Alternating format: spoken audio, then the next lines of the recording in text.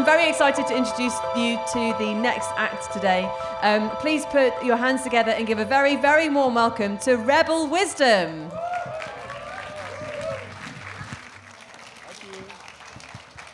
Thanks, everybody. So, thank you for coming. I'm Alexander Beiner, co-founder of Rebel Wisdom. I'm David Fuller, co-founder of Rebel Wisdom. Woo! Some friendly faces, which is great, because none of us have seen many people for quite a long time, so it's a little bit overwhelming to see so many of you. So we're going to quickly introduce ourselves. So my background, I'm a journalist. I worked for Channel 4 and the BBC for about 15 years, worked in the newsroom at Channel 4, making documentaries for Channel 4 and the BBC. And also at the same time doing a lot of kind of personal growth work, doing a lot of kind of yoga, meditation, transformational processes, and kind of thinking that those things were quite linked. And a lot of the stuff that I was covering at Channel 4 News, a lot of the problems I was looking at really had a kind of psychological, spiritual, emotional dimension to them that wasn't being addressed. And so Rebel Wisdom as a media channel was really to look at those problems and use philosophy and use some of the sort of deeper lenses to try and make sense of the world. Yeah, and my background is I'm a writer and also a meditation teacher, and have been involved in psychedelic activism for the last 15 years or so, from when it was really, really fringe, a little bit less fringe than now. And so I've also... I don't think it's fringe in this crowd, Ali. Yeah. Is anyone tripping right now? So I've always been really interested in what's the nature of transformation? Can we actually, what techniques, practices can we use to change our minds? To use Michael Pollan's terms around it. And we are going to be talking about that a little bit today. And a lot of the big themes we're going to be covering, so many of them relate to who we are as people, and what it takes to become a different type of person. So that's something we've been fascinated about, Rebel Wisdom, right from the beginning. So, some of the topics that we've covered are the big questions of what goes in the place where religion used to be. How are we being kind of exploited by our tech devices, by the sort of underlying system of the way that business works, the way that tech works, the way that the market works. And on that journey, we've picked up a few concepts and ideas that we think help make sense of the world. Yeah, and by picked up, we mean we've spoken to really, really smart people and then nicked their ideas. So that is, we're really curating some, rebellious thinkers. And so a couple of the things we picked up, concepts that we found quite useful. One of them is the meta crisis. Hold it much nearer. Huh? Hold it near your mouth. Oh, near my mouth. Yeah. Rest it on your chin. Right there. So one of the concepts, it sounds quite complex, but it's not. Well, it is kind of. Complexity is a big part of it. The meta crisis. So the meta crisis. The meta crisis, which. Yeah.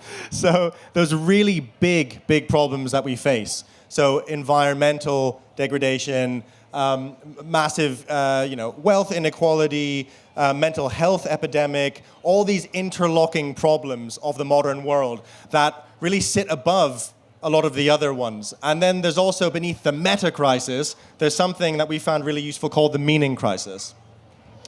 Yeah, and the meaning crisis, so the idea, so there's three concepts, the meta crisis, the meaning crisis, and the way that it plays out is culture war. So culture war is the kind of manifestation of all of those things. So the meta crisis, and the other thing that I'd include in the meta crisis is polarization, like this sort of sense of polarization because of the way that the big tech platforms are weaponizing ourselves against each other. You might be familiar with Carhart-Harris and the idea of the Netflix documentary, The Social Dilemma, and that sort of that whole thing, which I think is absolutely core to making sense of the world. And the meaning crisis is really this sense behind that. And we've got an amazing thinker called John Vervaeke, who we've hosted a few different times. And he's got this 50-part lecture series on YouTube, which some people have watched the whole of.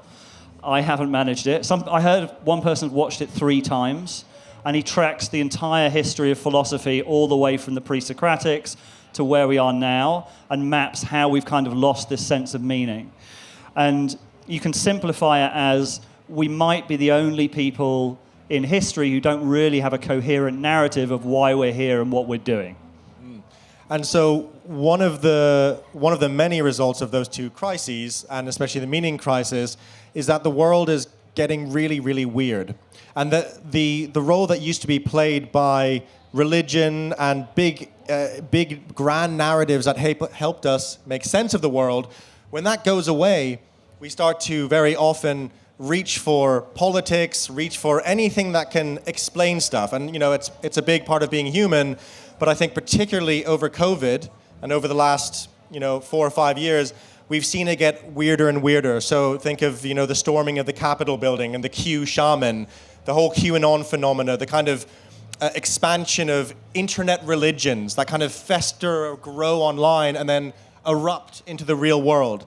And so that weirdness is something that we have to contend with as human beings right now. And there are some ways we can explain it, but I think it's also something that we've been really focused on. How do we navigate and get through this weirdness?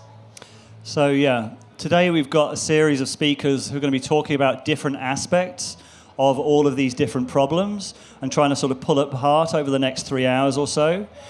And the central theme and why we were asked to do this is how has COVID, the pandemic, and everything that it's accelerated made all of these problems worse? All of these problems were already there, but they've been catalyzed by COVID. This sort of sense of like ongoing online wars about misinformation, where sort of misinformation, disinformation takes on like an actual kind of health impact. It's sort of really accelerated it. Like, would the storming of the Capitol have happened without the pandemic? That incredible image of the QAnon shaman in the middle of the Senate, like that, more than anything, I think shows like the eruption of the irrational into the center of the rational.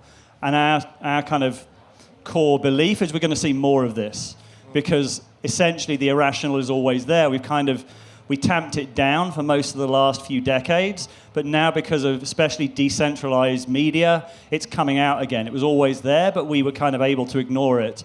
We're no longer able to ignore it, so the sense is we have to deal with it, we have to integrate it, and that's kind of going to be the process of the next few decades.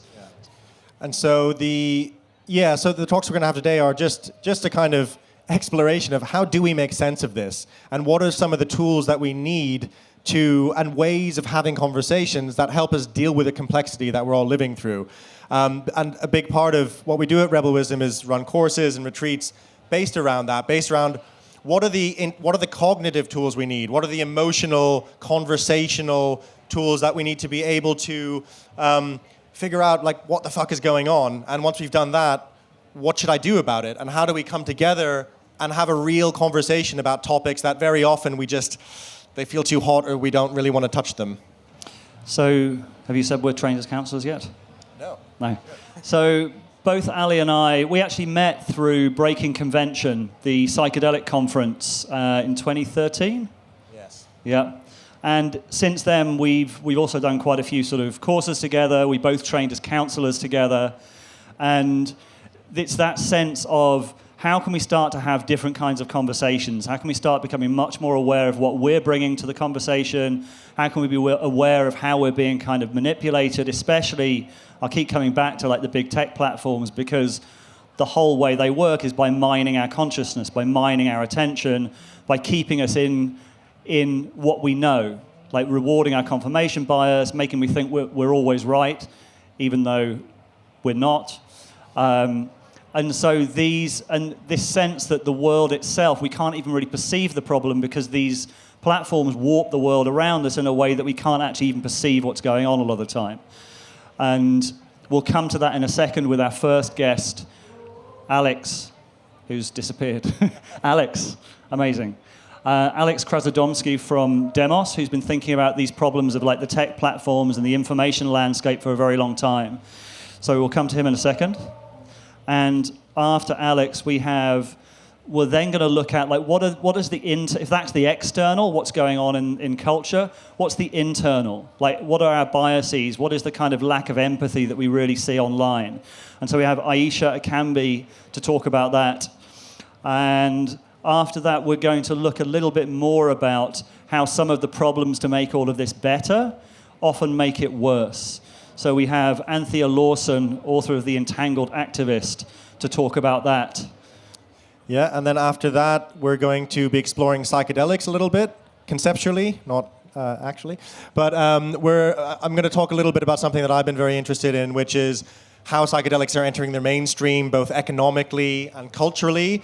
And then I'm going to have a dialogue with Robin Carhart-Harris, who's a pioneering psychedelic researcher, one of the most influential out there.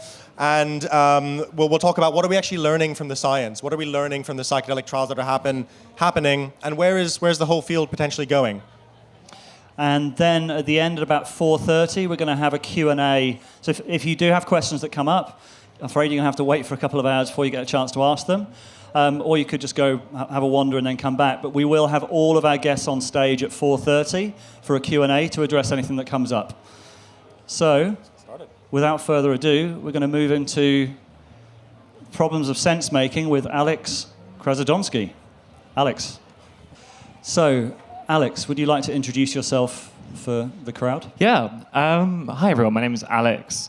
And I work in Westminster. So I work for a think tank. And what that means is we work with government, with civil servants, and with politicians, and we try to sort of help them make better decisions. Now, as you can imagine, that is often quite a frustrating job, and one that I've been doing sort of 8 years. And really where we're trying to help them make decisions and to think about the world and to sort of make sense of the world is around the internet. And when I started sort of 8 years ago, there wasn't a great deal of conversation about what was happening online, and that really has changed over the last 8 years. And we're gathered here today just as the government is sort of really pushing forward legislation to sort of try to fix the internet. And the sales pitch to you and to everybody around this is that Britain is going to be the safest place to be on the internet. Can we get a round of applause? No. Yeah, maybe not. So, yeah, I'm really looking forward to this discussion because you've been looking at kind of the policy side of things and really kind of the top level. My, I guess, initiation into it was going from the kind of the MSM, as they say online, but I prefer to say the legacy media compared to the alternative media. So starting up a YouTube channel in 2018, which now has about 220,000 subscribers. So it's at a level where there's a lot of activity, there's a huge comments thread, like there's an impact, and feeling that sense of like a visceral sense of like how it impacts your decisions, knowing what the audience wants, seeing that sense of like audience capture where you see so many people maybe becoming more extreme, or a lot of content creators in particular, just if you're not careful, just giving your audience what they want, and like that, I get a sense of that on a kind of visceral level, like almost on a gut level of like, oh, I don't know what the audience is going to make of this, and constantly, wrestling with that. So I guess feeling that sense, but I guess I'd like to start with, how important do you think this particular topic is, and where does it reach into? So we're talking about tech platforms, but is it bigger than that? Personally, I think it is. Now, democracy means a lot of things to a lot of different people. And I think the internet and its relationship with democracy is equally a very challenging subject for a lot of people. You know, many people have found a voice online, others haven't. It's funny, it's 2021 now, so 10 years ago it's 10 years ago in February, more or less, to the Egyptian revolution. So I don't know if anyone here remembers the sort of sight of smartphones and Twitter in Tahrir Square. You were there? I was in Tahrir Square, yeah. Right, and so that must have been an amazing experience, but I wonder if you can remember what was your emotional reaction to seeing smartphones and seeing the role social media played in Tahrir Square? I can remember it being the first time that, I've got a selfie of myself with that. The people, I can't remember what it said, the people will not be, I have to remember exactly what it said. I checked my Facebook, it's on there. But yeah, it was the first time I'd had a smartphone. I remember work gave me a smartphone probably like just before I went out there. So it was the first time, and the hero of revolution was Gail Wael Ghonim, the Google executive, who was basically kind of became a kind of hero of the Egyptian revolution because it was so online. And I think for many observers, especially in the West, Tahrir Square was a real moment of hubris, a real moment of hope. This was Twitter and Facebook and Google as the vanguard of democracy spreading through the world. We've kind of got it sussed here in the West. Everything was all good. And now on the back of these tech platforms, the end of history was coming, this time on the back of Twitter and Facebook. And obviously 10 years has passed, and how far that narrative has changed. We might call it the tech clash. So democracy means an awful lot of different things to a lot of different people. And for me, democracy is compromise over a common reality. And I think what the digital age has done is challenge both halves of that. We have lost the tools and the capabilities to compromise, and we have lost that ability to form any kind of sense of a shared reality. And I think that really speaks to the problems that you were raising at the beginning of the talk. Yeah, I mean, the Arab Spring, I remember that as a trajectory of sort of this, especially Tahrir Square when Mubarak went, and like I was there on that night with Channel 4 News. I was with Jon Snow, where we were broadcasting live from Tahrir Square as he left. The whole place erupted, and it was like Egypt had won the World Cup times 10. Life-changing experience being in something like that, and that sort of sense of then how dark it got in Egypt after that. I remember when the generals took over again, and like the real sense of people who've been through that, of like, oh, this sense of a really dark trajectory, which kind of echoes the trajectory of the social media platforms in a way, this sort of like silicon utopianism that came out of psychedelic culture. And we had Douglas Rushkoff talking about this, and he beautifully summed it up, that originally a lot of it was fueled by psychedelic culture and kind of the nerds who created the internet, but then eventually it got kind of taken over by these bad incentive structures. And he said, Silicon Valley took acid, and now we're all having a bad trip. Yeah, but I think that's a sort of crucial part of it, right? Like, who are the people, the architects of the internet as we understand it at the moment? They are an extremely small group of people working towards a shareholder incentive. That really explains where our political and frankly social and cultural information space really comes from at the moment. If you think about Facebook and Instagram and Twitter, and now increasingly, a few platforms coming in who aren't Silicon Valley based, TikTok and so on. These are the products of a tiny, tiny handful of people who are basically, at first, they sort of had a bash, move fast and break things was what they sort of told us they were up to, and we sort of said, oh, okay, that sounds really exciting, but we get to talk to our nan or whatever on Facebook, and that's really... You will put them back together again, won't you? and then it changed, and Google and Facebook and many of these platforms went through the same story of like, how on earth do we make this profitable? And it turns out you can't just make it profitable, you can make it absurdly profitable. And the academic Shoshana Zuboff has written about this idea of a surplus that we generate when we do our own thing, when we go to the shops, when we fall in love, when we buy anything, when we talk to one another on online platforms. We generate a surplus in data. And in these platforms, they learned that actually you can sell that surplus, and the rest is history. Yeah, and I guess people will be kind of well aware of that story to some degree now. It's certainly becoming more, like, I think the Netflix documentary with Tristan-Harris was a significant moment. This sense we have, maybe a bit like tobacco in kind of maybe like the 60s, 70s, the sort of growing awareness that it's actually damaging us. We're starting to realize that we have an unhealthy relationship with our phones.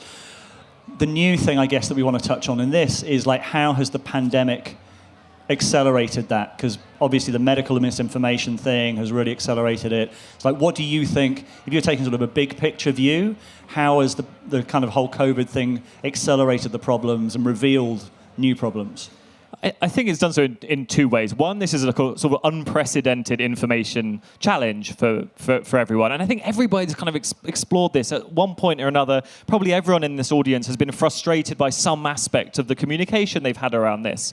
Whether you were on holiday and had to fly back early, or whether the government changed its advice suddenly, or are you in a zone 1 or tier 2 or action level 3 COVID response, the challenge that we have now is always an information one, a communication one. And I think what COVID has done is it's found lots and lots of new avenues for people to find new kinds of information that helps them make sense of an unprecedented national but also international crisis. These things are really, really difficult to understand. And as we sort of laid out at the beginning, this question of sense-making is really, really difficult to really try to get your head around any kind of problem. And the internet, I think, as it has come to be now, thinking mostly about the big tech platforms, we can talk more broadly about the internet and think about, things like Wikipedia, which in my eyes is the sort of seventh, eighth, ninth wonder of the world. But the major platforms that we perhaps are sort of most used to, they're not built for sense making. In the same way that they are not built for democracy, they are not built for politics. They're built for profit. And I think that what COVID has done is presented us with the biggest example of a problem we can't make sense of that we've yet to sort of encounter in the digital age. Yeah, and I guess the main topic at the moment, so this is very alive for me at the moment, because just over the last couple of weeks we've been putting out a series of films about, who here has heard of ivermectin? Hands up. Pretty niche interest, but so it's become an incredibly polarizing battleground online, because it's been touted by some people as a miracle drug for COVID and others, and basically a lot of it has been censored on YouTube, so it's become a real cause célèbre in certain quite small circles, clearly, because not many people here have heard of it. But the sales pitch for it is that it works to prevent you getting COVID. It helps you recover from COVID. It's a miracle drug that is being banned because they want everyone to take vaccines. And it's become this. And I've spent quite a while looking into it, and also put out some films kind of about, like, it's very extreme, sort of cult-like behavior around this particular drug. And it's been a fascinating kind of case story. I know we had a film taken down by YouTube the other day that I had basically put up with someone who said it was and two people who said it wasn't. So pro and anti, to try and do a journalistic job, and they still took it down. So a lot of the ivermectin stuff has been taken down because you can't give medical advice. This wasn't medical advice, but was still swept up by the tech platforms. So it just illustrates to me, like, they're not able to they've swollen all the editorial bandwidth we have, and they don't know how to make decisions. Right, and the ivermectin case might be, perhaps people in this audience might not have heard of it, but I'm sure that people here, how did COVID start? This was the big question. Do you remember when maybe a couple of months into the pandemic, we were talking about how did COVID start? And at the beginning, it was something to do with bats, and everyone sort of discounted that. It was nothing to do with that. Then there was a wet market in Wuhan. That was the sort of cause. Then it came out that potentially it had escaped from a lab, and that was immediately sort of derided as sort of false information, as disinformation as well. The problem with that last one is that there is now increasing, and the result of that, by the way, was that if you sort of suggested that COVID was a coronavirus that had escaped from a testing facility like the one in Wuhan, that was disinformation and you were removed from Facebook platforms. Now, increasingly, that narrative is changing. And coronaviruses have escaped from labs all the time. Like, infectious diseases do escape from labs from time to time, and there is increasing probability that this virus did indeed escape from a laboratory in Wuhan. It's done it. It's done it before. But had you tried to push that narrative 12 months ago, you would have been derided as a crank, and most importantly, you'd have been booted off YouTube, booted off Facebook, booted off Twitter. Now, look, these platforms have to try to make editorial decisions. They are that is a demand made of them by us, I think, depending on how much hate speech, how much offensive content, how many Nazis we want to encounter on a daily basis. We demand that some things, they are not fit for purpose. They're not fit for a space like this. Government does the same. Different governments, as you can imagine, make very different requests of social media platforms. So they are in a constant battle with trying to sort of set a standard for, like, well, okay, what are we supposed to be taking down today? And I think that little example, the ivermectin example, is another good one. Is like, this is both an impossible task and a task that they are doing a really shit job at.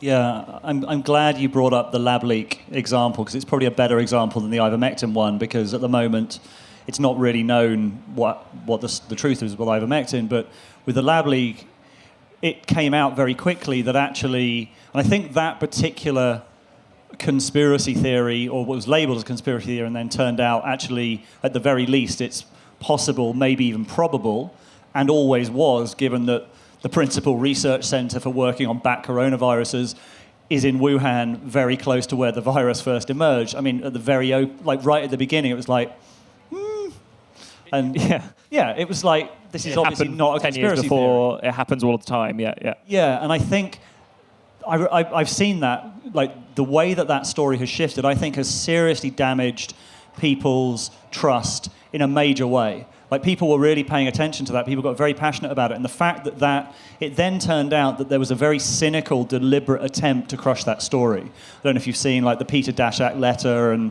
there was a letter that was coordinated by people with huge conflicts of interests to Nature that basically said anyone who says it came from the lab is a conspiracy theorist. And it was a deliberate circling of the wagons by the virus community, the virology community, because they didn't want it getting out that they'd been doing potentially dangerous research in Wuhan, and they had links, and everyone was compromised, and so there was you can track there was a conspiracy, and it was a conspiracy to stop people talking about it. And I think that story has had a huge impact on people's trust, as much as we can talk about, like, the CDC saying, oh, you don't need to wear masks because they wanted to save them for healthcare workers. Like, so many things have happened during the pandemic that have eroded people's trust. And the big tech platforms have been downstream of that, I think.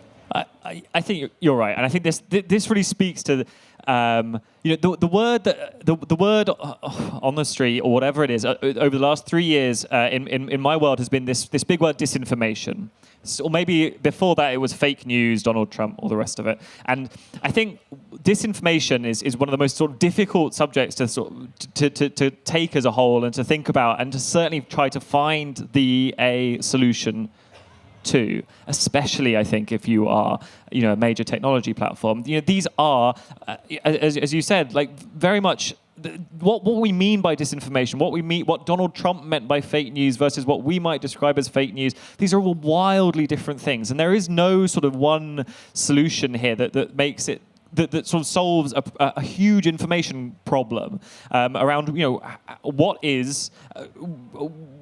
do we demand from an information space? What do we want our news to look like? What do we want to read? What do we think is we shouldn't? What should be removed? Do you see what I'm saying? Yeah, and I guess we've spent a little while sketching out the problem, talked about how the pandemic's made it worse. So can we provide any solutions or hope? Well, I can tell you, so if I was a controversialist, I would look at some of the solutions that were being proposed and suggest that they are fundamentally a waste of time. Let's take one the favorite example is fact-checking. People love fact-checking, and I can't stand fact-checking. I can't stand fact-checking for two reasons. One, the people who do the fact-checking, I think, very often are... You can put people into the position to do fact-checking that are fundamentally uncredible. But more importantly, what you're effectively doing is...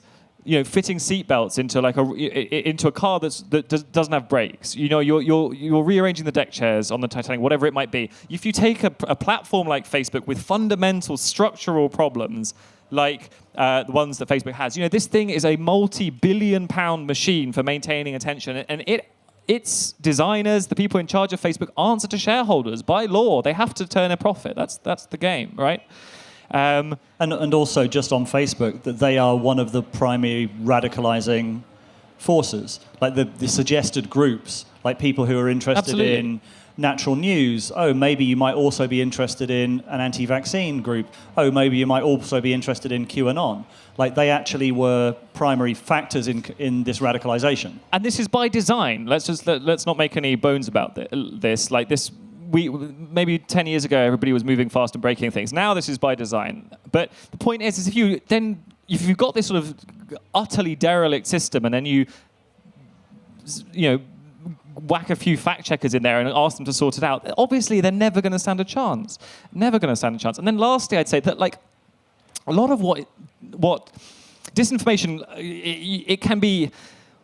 You got to draw a distinction somewhere, and confusingly, what people talk about is disinformation and misinformation, as if these two things make sense to the average person. They just certainly don't make sense to me. But my understanding of it is that misinformation is what happens when a friend of yours from university or your grandma circulates something that is not true, but she just does it because she didn't know any better. That would be misinformation. Disinformation is what the Russians try to do. So the disinformation is a sort of deliberate attempt to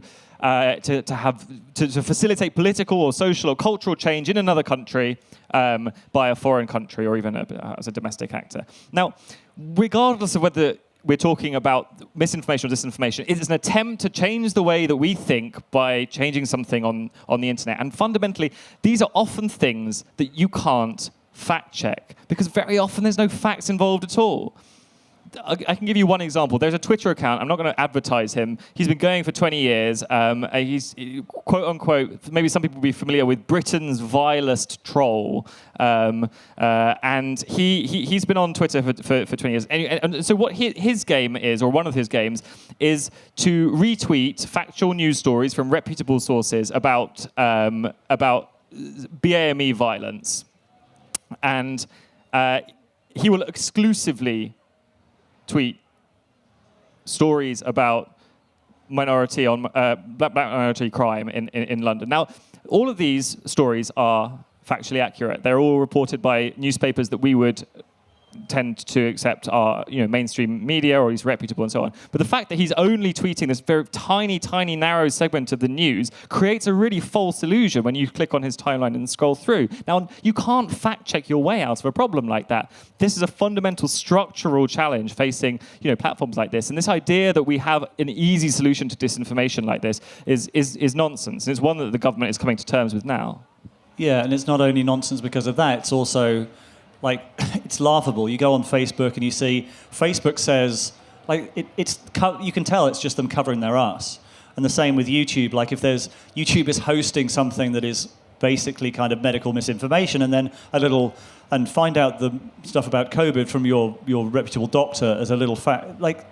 It's completely transparent, and it is clearly a legalistic thing for them to sort of pretend that they're being responsible rather than actually doing the much more difficult job of controlling it sort of further upstream.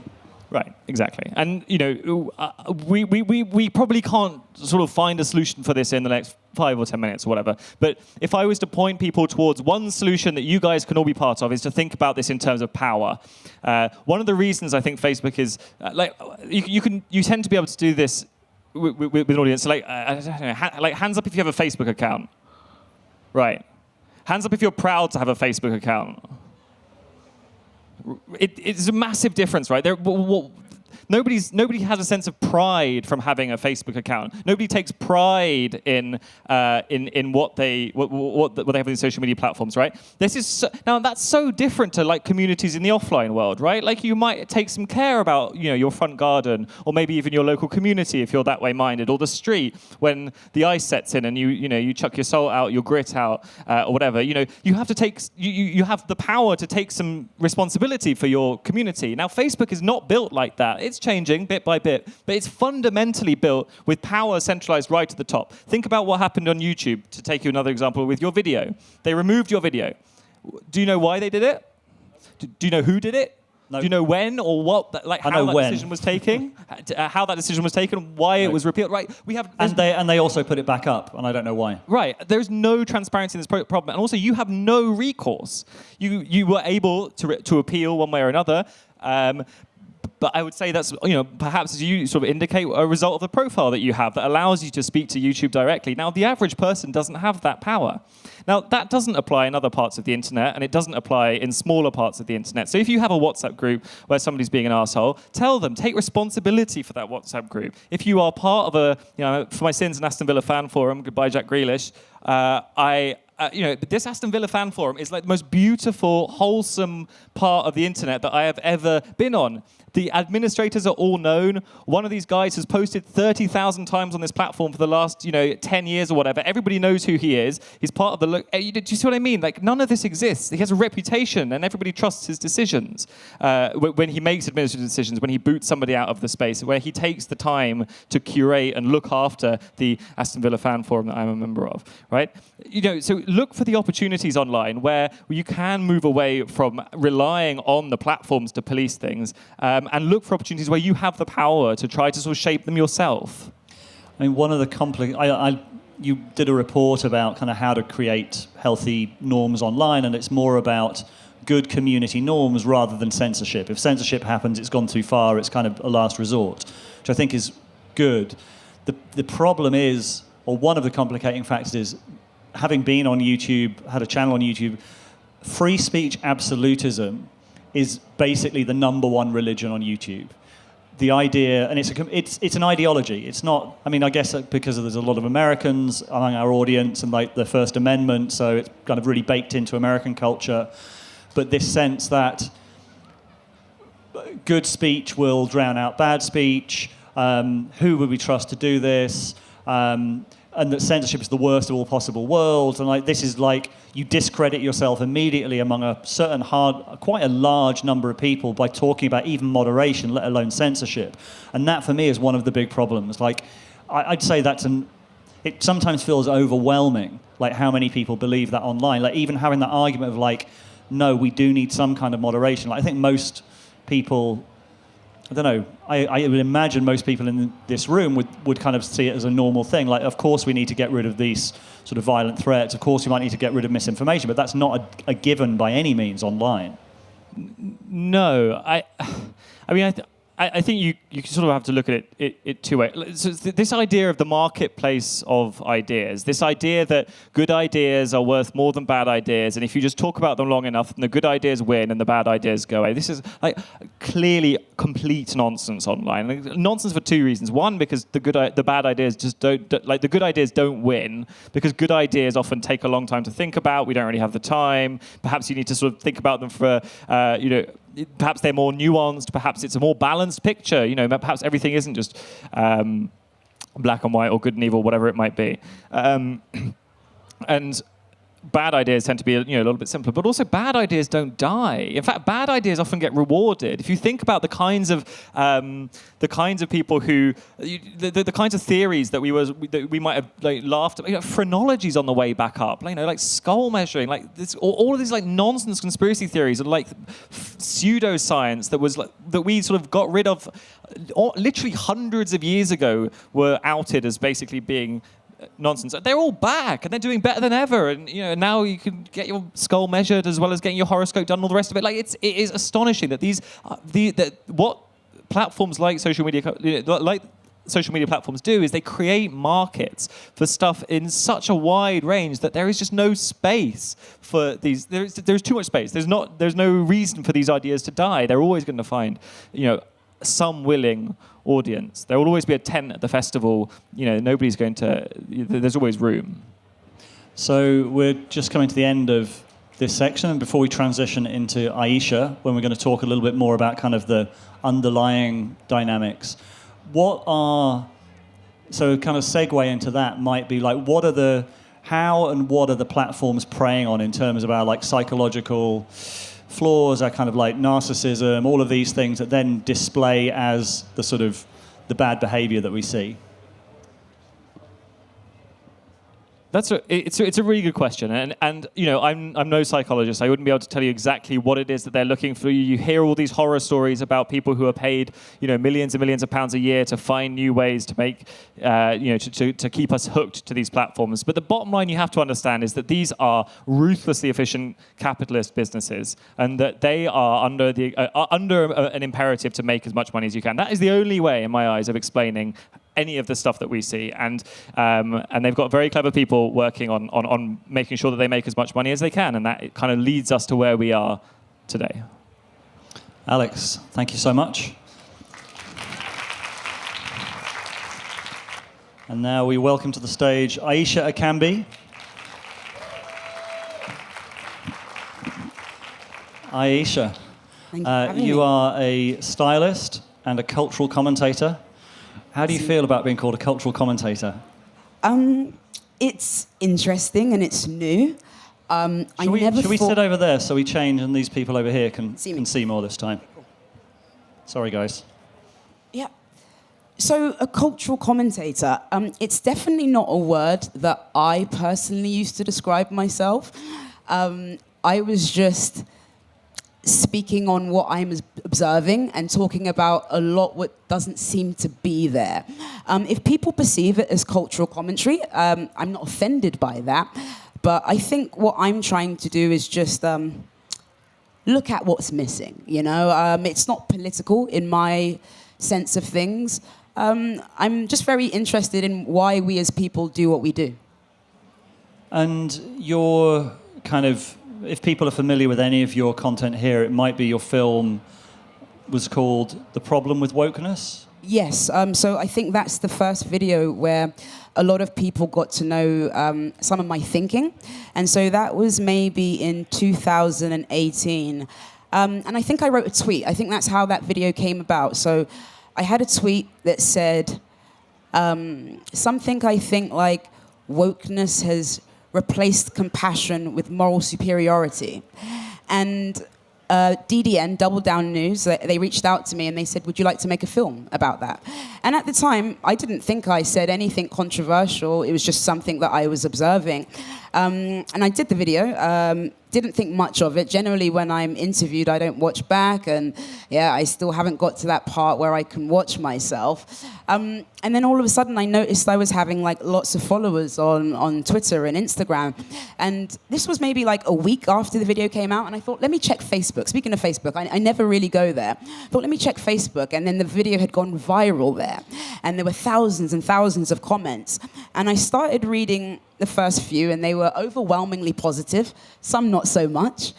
Some were very much like, I think the sense of things were, oh, of course, you know, get someone of her identity to say things that, I don't know, bigots think. And so that upset some people. But since then, I would say that my life and work has changed in very dramatic ways. And yeah, I guess I've been speaking more about that, what I see in the culture. And for me, woke is just the term that we've given a very old concept or a very old tendency. And this is this tendency where we think in this very binary way. And we are essentially, I think at the root of most people is a fear of being a bad person. And I think that's what we're very much seeing in the culture now. We're all public people, and that's the first time. We can all be judged, and I think that we're very anxious about being on the wrong side of history. So these are controversial topics. You talked about sort of woke, this whole sort of binary of woke, anti-woke that I think we're all pretty tired of. Mm-hmm. And the sense that I have, or we have with Rebel Wisdom, a lot of the stuff that we try to cover is like, is there a synthesis beyond these binary positions? Because it's boring. We've had it, and especially America is just so. Which is the other interesting point of it is like, I think the other thing about the big tech platforms is we've all been swept up in America's culture war. Yeah, and very it's much. not. And in some ways, it's not our fight. A lot of the terms don't feel like they're appropriate. A lot of the way that kind of the conversation happens. So I guess your focus is more on like how the conversation happens around that. And do you want to talk a bit more about? Yeah, that? And so I would definitely never identify myself. I mean, in general, most labels are not the way that I think of myself. I mean, there's some labels I'm not upset if people put on me, but anti-woke is definitely not a label that I'm happy to assume the position of, because I think once you become anti-anything, it becomes an identity and a religion of its own in many ways. And in that, you can become quite dogmatic. And, you know, again, woke is the term, the media term, it's what they call it. When I'm conceptualizing it and thinking I don't know if I have a neat term for it, but that's not what it is for me. But yes, I am more interested in how we engage in the conversation. So for me, it's not that there are that these ideas are necessarily wrong. I think in many instances they're incomplete. I think it's an incomplete story. I think it's an incomplete story about who we are as people, about our identities, about our race, about our gender, about our sexuality. I think it's simplistic, but that doesn't mean untrue in every area.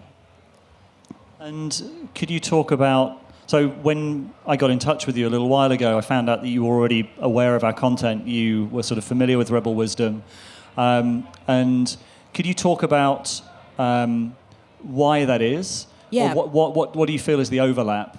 With Rebel Wisdom, yes. So I don't listen to many podcasts, actually. I think, one of the things, one way to sort of, or there's two distinct ways that I think you can distort a mind. And one of those ways is to deprive it of information, and the other way is to drown it in information.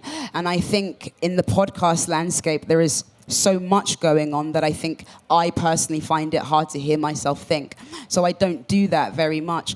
But what I liked about Rebel Wisdom, and what drew me to the content that I was seeing there, is I've always been interested to find people who are thinking about the world and thinking about people not only from a political scope, an area that has some engagement with the mystical, if you like, the spiritual, if you like, however you see it, but something that's engaging with something far deeper. And there aren't many spaces in politics where that crossover happens. And Rebel Wisdom was one of the only places that I saw that. And it's great that you're doing that, but I think it's a shame that this doesn't exist. And I think so much of that reason is because a fundamental way that many people believe that they can be a good person is only through the lens of politics. And I think we've become so, scared to be seen to be siding with the bad people, that we're just, I think to employ a framework that tries to see people in their entire humanity, I think is scary, because it seems like we're justifying behavior that we dislike. Yeah, and I guess one of the key things for me is this sort of collapse into certainty, like the sense of keeping curiosity, an exploratory mindset and not collapsing into certainty. And there's so much certainty on all sides around these topics in particular, but on kind of so many topics. And I get that sense with you that it's kind of an exploration and there's a real spirit. What I love is that you're coming from a place of empathy, and pointing out a lack of empathy in some of these values that I think most of us share, but often can be kind of delivered in a way that lacks empathy, or delivered in a way that is kind of creating a lot of the same dynamics that we're sort of trying to criticize in others. Respond to that. For one, I think about the word and the term empathy a lot because it's thrown around all the time. And I think it's probably one of the most, to me at least, I would say it's one of the most misunderstood words online, and there are a lot of misunderstood words.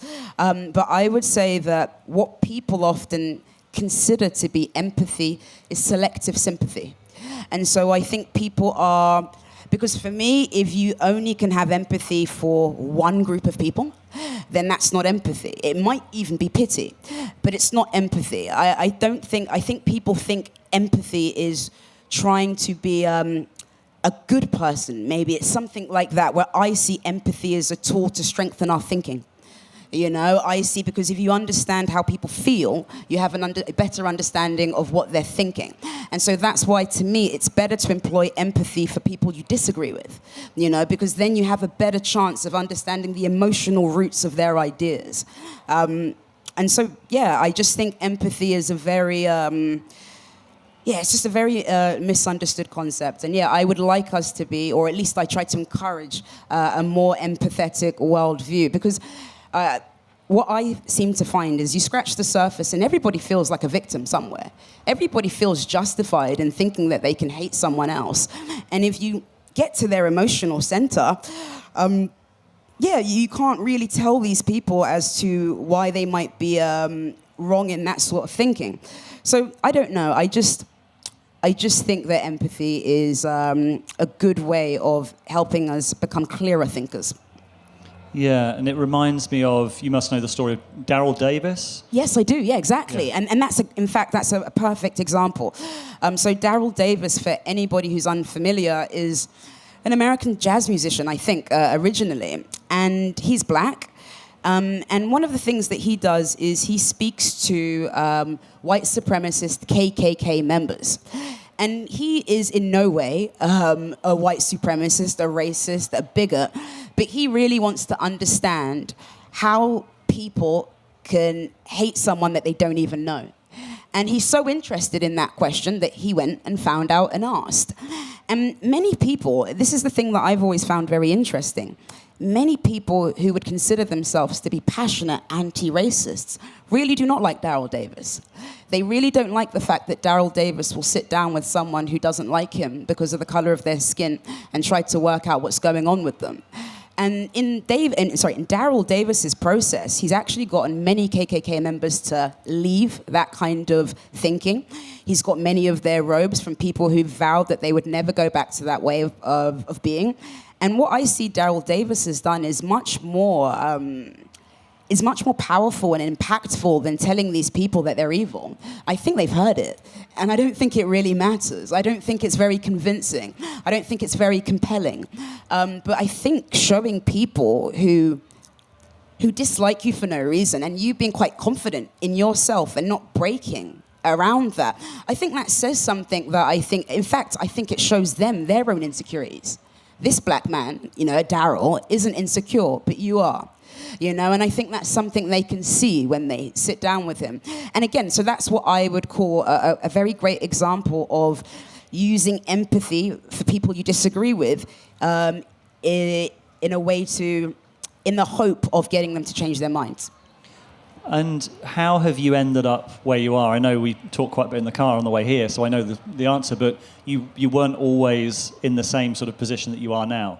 No, I haven't always been in the same sort of position. So as I said, I'm predominantly a fashion stylist, and I work mainly in menswear, mainly in what's called urban music, and these aren't the kinds of conversations that are happening there.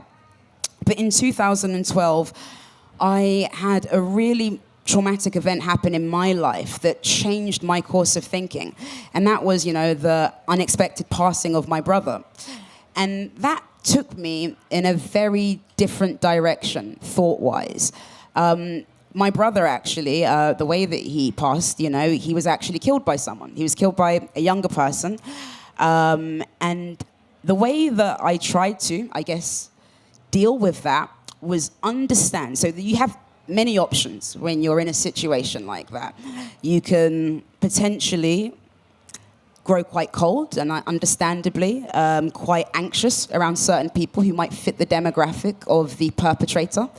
You might become quite pessimistic, nihilistic, and, have no faith in humanity. And I think those are, it's very easy to fall into that. And I have been in that place. But I was very interested in what makes a young person do something like this for material. Because, this person did this, because he wanted to steal from my brother. And I wondered about the emphasis that we place on stuff, that we place on material. And what is that space that materialism is filling for us? I was really interested in that. And I thought to myself, I could maybe go on this tirade and hate men or young people or Moroccan people, because that's where the person was from. In fact, he was an immigrant, and he wasn't meant to be in this country at the time. And I could, if I wanted to, maybe go on that path and start talking about immigration. But I thought, rather than doing what a lot of is predictable and quite boring to me, maybe a way to slow the spread of young men feeling like they have to be violent in order to acquire things that won't provide any fulfillment, is maybe start thinking about how we gain fulfillment in other areas. And so, that is how I got to this place. But before that, I've been a radical everything. I've been anti-everything, I've been anti-capitalist, anti-men, anti-materialism, just anti-consumerism, anti-everything.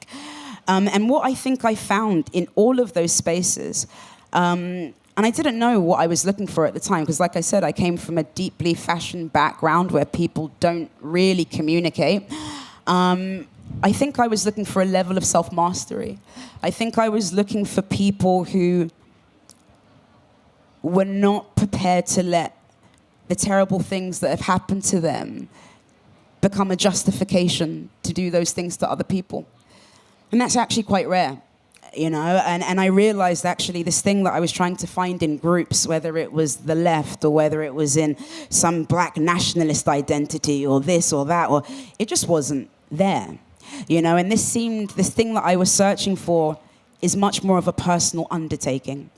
And I feel that in the paradigm that we live in right now, there is such a focus on everything that is happening externally and being socially aware. Because I think that's what the word woke is trying to point to, is to be awake to what's happening socially and externally. But we're not so self-aware. So we have social awareness, but with no self-awareness. And this is a very corrosive place to be. Yeah, beautifully said. And I saw your tweet this morning. I wonder, how long do you take crafting your tweets? Because they're always beautifully written. Oh, right. How long do I take crafting the tweets? You don't just jot them off on your phone and send them out, do you? Kind of, yeah. If I'm honest, again, maybe this is why I got really interested in the other dimension. Because before this event happened in my life in 2012, I promise you, I hadn't written anything in years. And I didn't think of myself as a writer, thinker, or certainly not anybody that people would call a cultural commentator. I grew up, and in fact, I struggled in school. I wouldn't say I did really badly, but I was the special kid, you know? You had someone sit next to me and make sure that I could manage the work. So to be in this space now is a very big testament to what my overall message is that there is something very special in every single one of us that can allow you to do things that you never thought possible. Because when these ideas that you call beautiful or thoughts come, you know, it literally does feel divine given, if I'm honest. It feels like a download. It doesn't feel like it's me, if I'm honest. It just feels like catching. It feels like, you know, I am just trying to observe and annotate as precisely as it's coming. But it doesn't really feel like it's coming from me. And I know that sounds quite wanky. I'm very aware of that. But I really do think that there is that source in every one of us. And I think our identity, or getting so fixated on identity, very much obscures that. It very much doesn't allow us to access that. And that's fundamentally what I'm trying to encourage.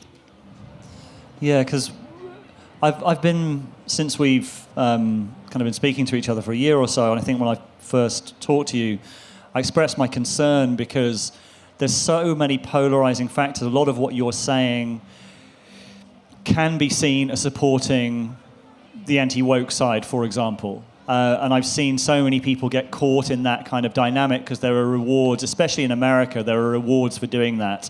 I look at someone like Dave Rubin, who I think started out fairly genuinely by saying, you know, there can be some intolerance on the left as well. And then I think eventually got swept up in this kind of was used as a kind of useful idiot in a way, and was used and now was basically a full-on Trump supporter, borderline QAnon supporter in the last election. And I think he did start off genuinely on the left, kind of like trying to make sense. Or at least very least centrist. And I don't see you as a political figure.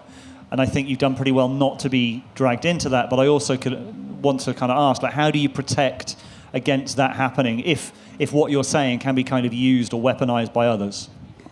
I don't know if I've employed or devised something yet that can stop people who are ill-intended using my words for their own purpose. I don't know if anyone can stop that. You know, people use all types of things. You know, think about how many different people interpret the Bible or any sort of religious text and do terrible things with it.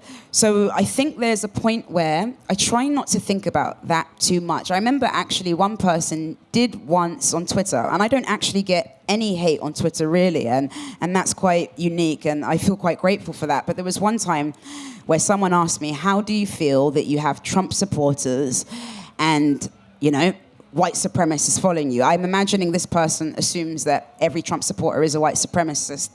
that's not a call that I can make because I'm not in anyone's head. But I responded.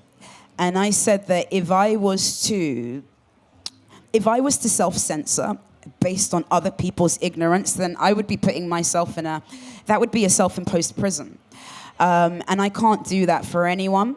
And I think people who resonate and understand where I'm coming from get it, which is why we're here, because it seemed to clearly, something that I was saying made sense to you. In terms of not getting pushed into the other directions or into directions that could be unhelpful, I think one thing that was beneficial maybe in that really traumatic experience that I had in 2012 when my brother passed away is like, I think I realized that fulfillment doesn't live in any of those places. Fulfillment doesn't live in fame and visibility and success and having a lot of followers. I have some of those things, definitely not the money side, and it means nothing. You know, it's not fulfilling. If you're wise, maybe it can be useful, but it certainly isn't fulfilling. So they don't have, what I'm looking for is not what they can provide me. And so I'm quite sure of that. So I don't worry about it. Awesome. So you'll be coming back in about 20 minutes for a dialogue with our next speaker. So say thank you to Ayishat, and she'll be back soon. Hey everybody, so really this is just briefly resetting the room for anyone who's just wandered in, or if you're hanging out on the edge and you're wondering, should I step forward, should I not? This is us trying to convince you to come in. So so we're Rebel Wisdom, and we make content mainly through our YouTube channel, really looking at the intersection between philosophy, psychology, spirituality, culture, and trying to kind of find rebellious thinkers to speak to. So we have a real focus on sense-making, which is just a fancy word for figuring out what is going on, but not just intellectually, but kind of bringing our whole cognition, our emotional reality, our awareness, to dealing with the complexity of being alive right now. So what we're doing here today is we're hosting a series of talks really looking at how the pandemic has accelerated a lot of really pre-existing issues that we've all been facing as human beings. So we think there's a frame we like to use is to what called the meta crisis. So all those really big problems that we face that are just so complex, climate change, economic inequality, polarization, the mental health epidemic, a broken economic, political system, all of those big issues. And then from that, we've also found it useful from speaking to people much smarter than us on the channel to frame this other thing that's going on, and that we're touching on today as well, which is the meaning crisis, which is my personal favorite crisis. And it's really the crisis of who are we and where are we going as a culture? And it's based off the work of John Vervaeke, who's a cognitive scientist at the University of Toronto, and he really points out that we're one of the first societies who don't have a kind of big narrative about who we are, where we're going, why we're doing it. So you have this kind of void of meaning at the heart of things. And then we fill that void of meaning very often with political ideology, certainty, on almost religious conviction in identity and anything really. We go on the internet now, you can find a fixation on pretty much anything. And also on the internet, a real culture war, a real battle between all these different tribes, all of us kind of at each other's throats. So what we try and do at Rebel Wisdom is host conversations that go to a deeper level, that don't get bogged down in just that kind of identity level and the ideological level, but really see if we can get somewhere new. And the next person we have coming up is Anthea Lawson. And Anthea is a human rights and environmental activist, has been for many years. And she's got a book out called The Entangled Activist, which is about how activists often recreate the very problems that they're trying to solve. So please give a big round of applause for Anthea.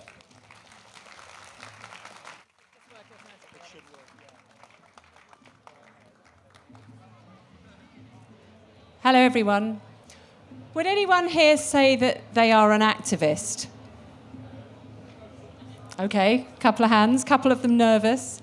Would anyone say they've done some campaigning or activism at some point but wouldn't call themselves an activist? Yeah, a few more hands. Would anyone say they're trying to make the world better in some way, whether in your job or just in your life, but you wouldn't call yourself an activist? Yeah, quite a few. Has anyone been really pissed off or irritated by activists at any point? Yeah, a bunch of hands. Okay. Is anyone completely out of it already and no idea why you're in this tent? You're welcome.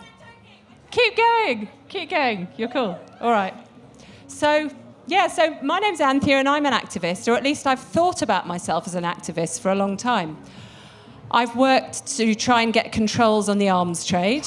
I worked on the campaign which was successfully ended in getting an arms trade treaty which was supposed to control the sale of weapons to countries that violate human rights with them, though it doesn't seem to have stopped the UK government from selling weapons all over the place. I've worked on the campaign to ban cluster bombs. I've worked to stop banks fueling corruption in places where entire components of national budgets are disappearing into private bank accounts. I've worked to keep fossil fuels in the ground. And I've done this because it really troubles me that the world is run by and on behalf of a small proportion of its population, and it scares the shit out of me what's happening with the climate crisis and biodiversity loss. But I'd like to tell you a story to start with about a typical scenario in which I might have been doing activism. So we're in a negotiating room in Paris. It's in the basement of the OECD, which is a rich countries club, where they get together to cook up rules to control the financial system, trade rules. Most of it doesn't make the kind of news that most of us would read. It's happening behind closed doors. This room is big, it's got a high ceiling, it's square, there's a sort of corporate, nondescript carpet. It's sort of very, very air-conditioned, so there's this feeling of unreality in the room. You leave the outside world outside. And there's a big square set of tables, so kind of tables like these long ones here, put out in a big square, almost as big as this tent, people sitting all the way around, little microphone you can switch on or off in front of each person. And the chairman of the meeting, who's a government bureaucrat, is sitting on one side. I'm sitting as one of the delegates in the corner of this room on this table. Now, the meeting is convened to discuss the anti-money laundering laws. That sounds quite boring. These are the rules that make it a pain in the ass to open a bank account because you have to show loads of personal information. They're the laws that, if they were working properly, would stop banks being able to facilitate corruption in impoverished countries. They would stop, or at least make it less easy for multinational corporations to shift their profits into tax havens and undermine the tax bases of rich and poor countries. So in a sane world, you might expect some of the people affected by those activities to perhaps be in the room to have a say. But no, we're in the real world, and so the room is stuffed with bankers, lawyers, representatives of the offshore finance industry who run the tax havens, plus me. I'd lobbied the diplomats in charge for 2 years to get into that room. And so there I was. They did the go-round where everybody has to say who they are. We've got so-and-so from HSBC, we've got so-and-so from UBS, we've got so-and-so from Royal Bank of Scotland. All these European banks, all of these sort of lawyers, kind of conglomerates that run the offshore business all the way around the room. And finally it gets to me and I say, hello, I'm Anthea Lawson. I investigate what you lot do to cause corruption and fuel environmental devastation in some of the most impoverished countries in the world. And there's this sort of ripple around the room. And they're like, who the fuck let her in here? And I proceeded to be a massive pain in the arse all the way through that meeting. They have this sort of thing where they talk about corruption as a technical term. Everything is kept on this kind of technical surface. They say things like, well, in order to prevent, something, we do this and we do that. It's all very smooth and nobody is talking about what's actually going on. So when they were trying to keep the discussion to technicalities, I would intervene to point out that what's actually going on is women dying in childbirth and children dying for lack of clean water because of the massive capital flight that they are allowing. When they are saying, oh, these laws are quite enough, it's fine, we're bound by them, we are all very compliant. They do this little compliance dance. And I would be pointing out with specific details, naming their names, including pointing to them from our investigations, pointing out specifically the ways in which they had fueled corruption and had accepted specific instances of corrupt money. And you know what? I absolutely bloody loved it. I loved feeling righteous. I liked feeling superior. I enjoyed the feeling of discomfort that I was able to create, albeit temporarily, in these people. I'm sure as soon as I left, the ripple would close over again and they'd be back to their usual way of doing things. But while I was in there, I loved it. And I loved in all of the other interactions I had when I was doing that kind of policy campaigning, being able sometimes to make a difference. Now, I'm not going to claim too much here. Banks are still accepting corrupt money. They are still fueling environmental devastation. They are still funding fossil fuel extractions. But in a couple of situations, we were able to make a difference. I can claim that I helped launch a campaign that changed laws on company ownership information in 80 countries, which does make a difference to how tax havens run. So it was sometimes successful. But look, the point here is not really to go on about that. I've done a TED talk about it. You can find it online. What I want to talk about is the superiority and the righteousness, because that's what this discussion is about. Now, I've done all kinds of things that could be called activism over 20 years. I've lived off-grid in permaculture communities.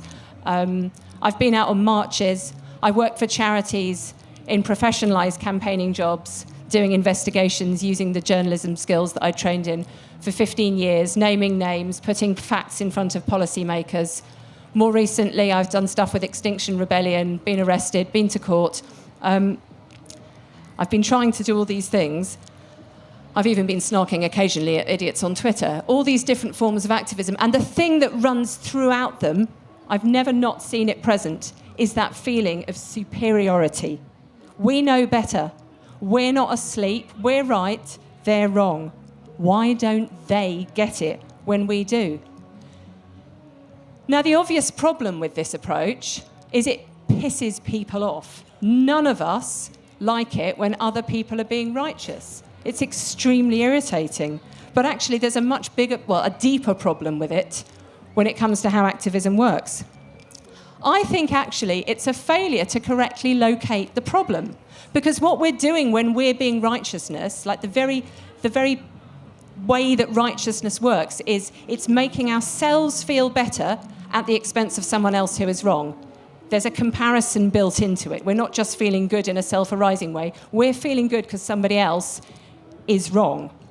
And what that's doing is locating the problem somewhere else. It's nothing to do with us. So we used to say, yeah, let's go get those bastards. You know, I'm off to give some bankers a kicking. And that all feels really good.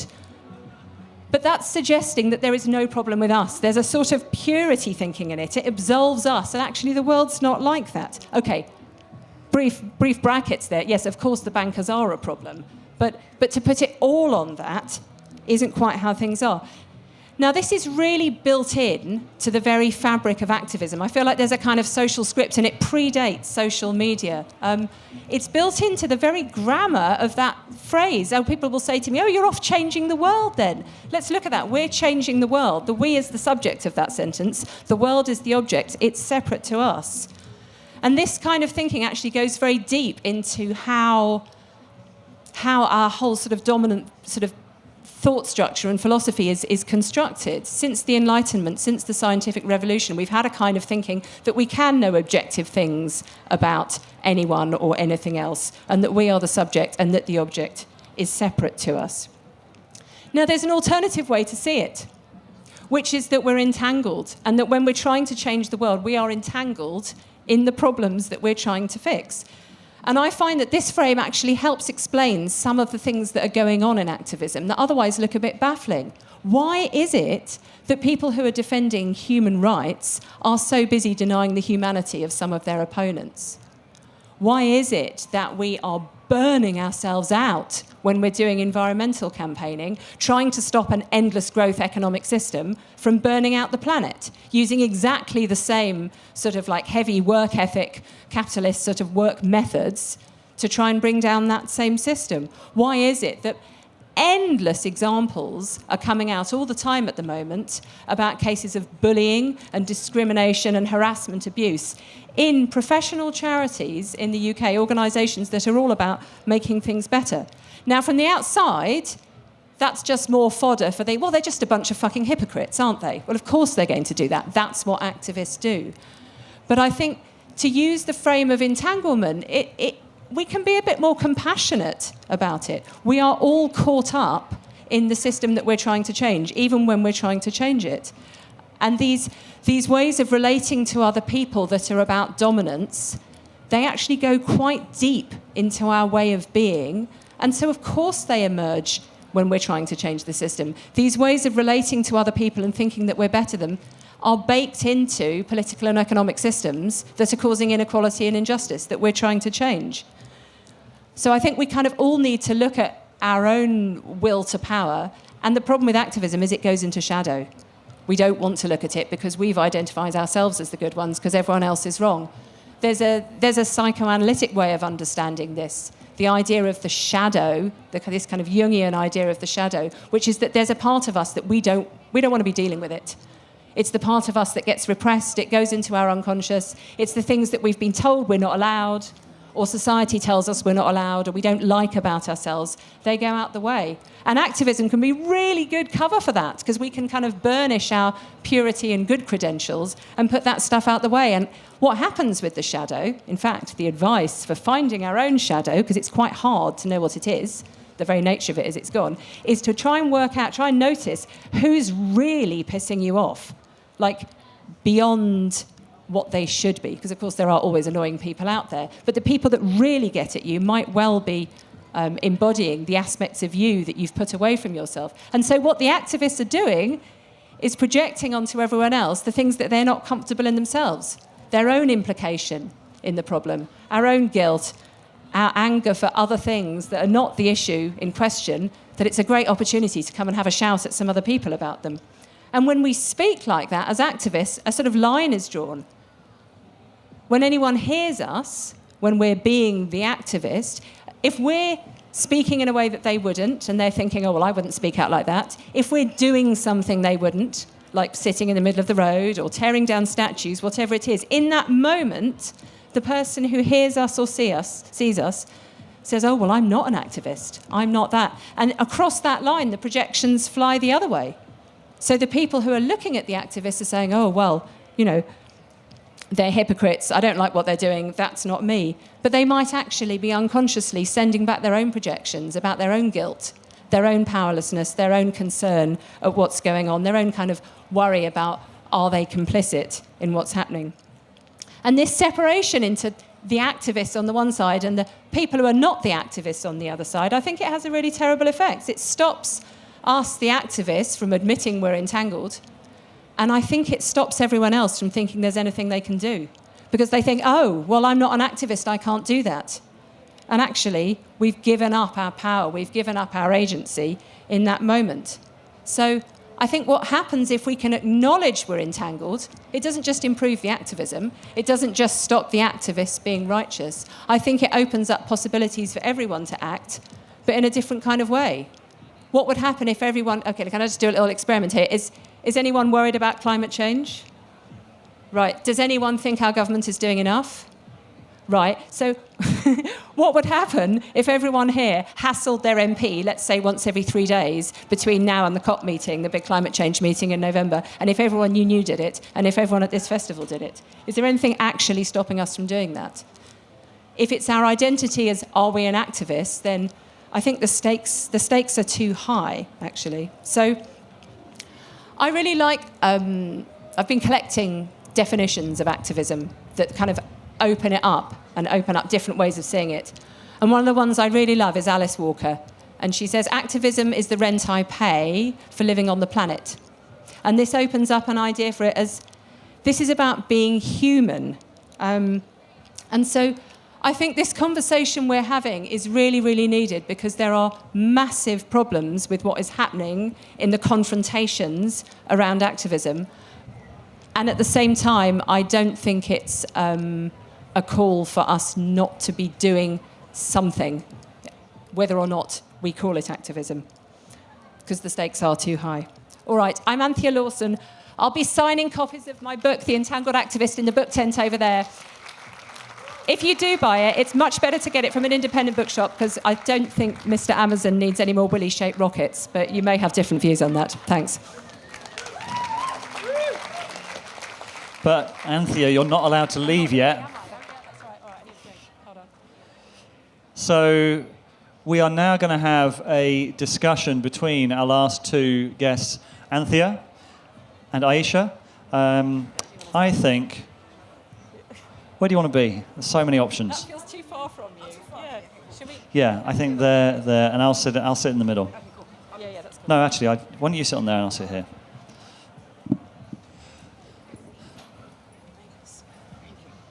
So, yeah, there's some beautiful overlaps. There's some beautiful overlaps between your two talks. The sort of the idea of the entangled activism and how activists are really sort of playing out a lot of the problems that they're seeing and trying to fix. And then, Ayisha, your beautiful phrase about moral superiority. Can you repeat it?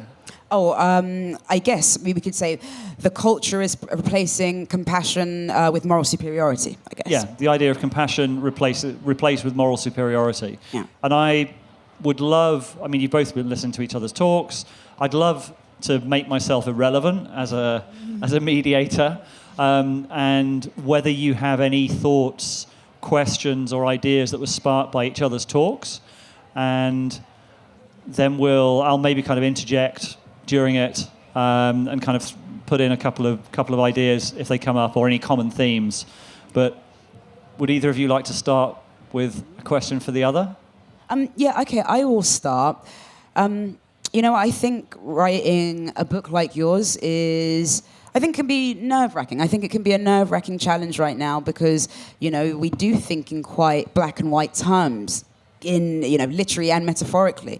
And so I wonder, did you face much resistance writing it? How was the process? Maybe what I want to ask, because something I get the general sense of is that people feel a lot of fear when it comes to being honest about the problems that they're observing in the world now, when some of these problems are coming from self-described good people. So yeah, did you feel some fear? Yeah, thanks. I felt vast amounts of fear writing this. So it's a reflection on my own experiences as a campaigner, as well as interviews with dozens of other campaigners, some of whom had done similar kind of work to me, some of whom came from very different backgrounds and had done very different things. And the first form of fear was, should I be criticising activism when this work does matter?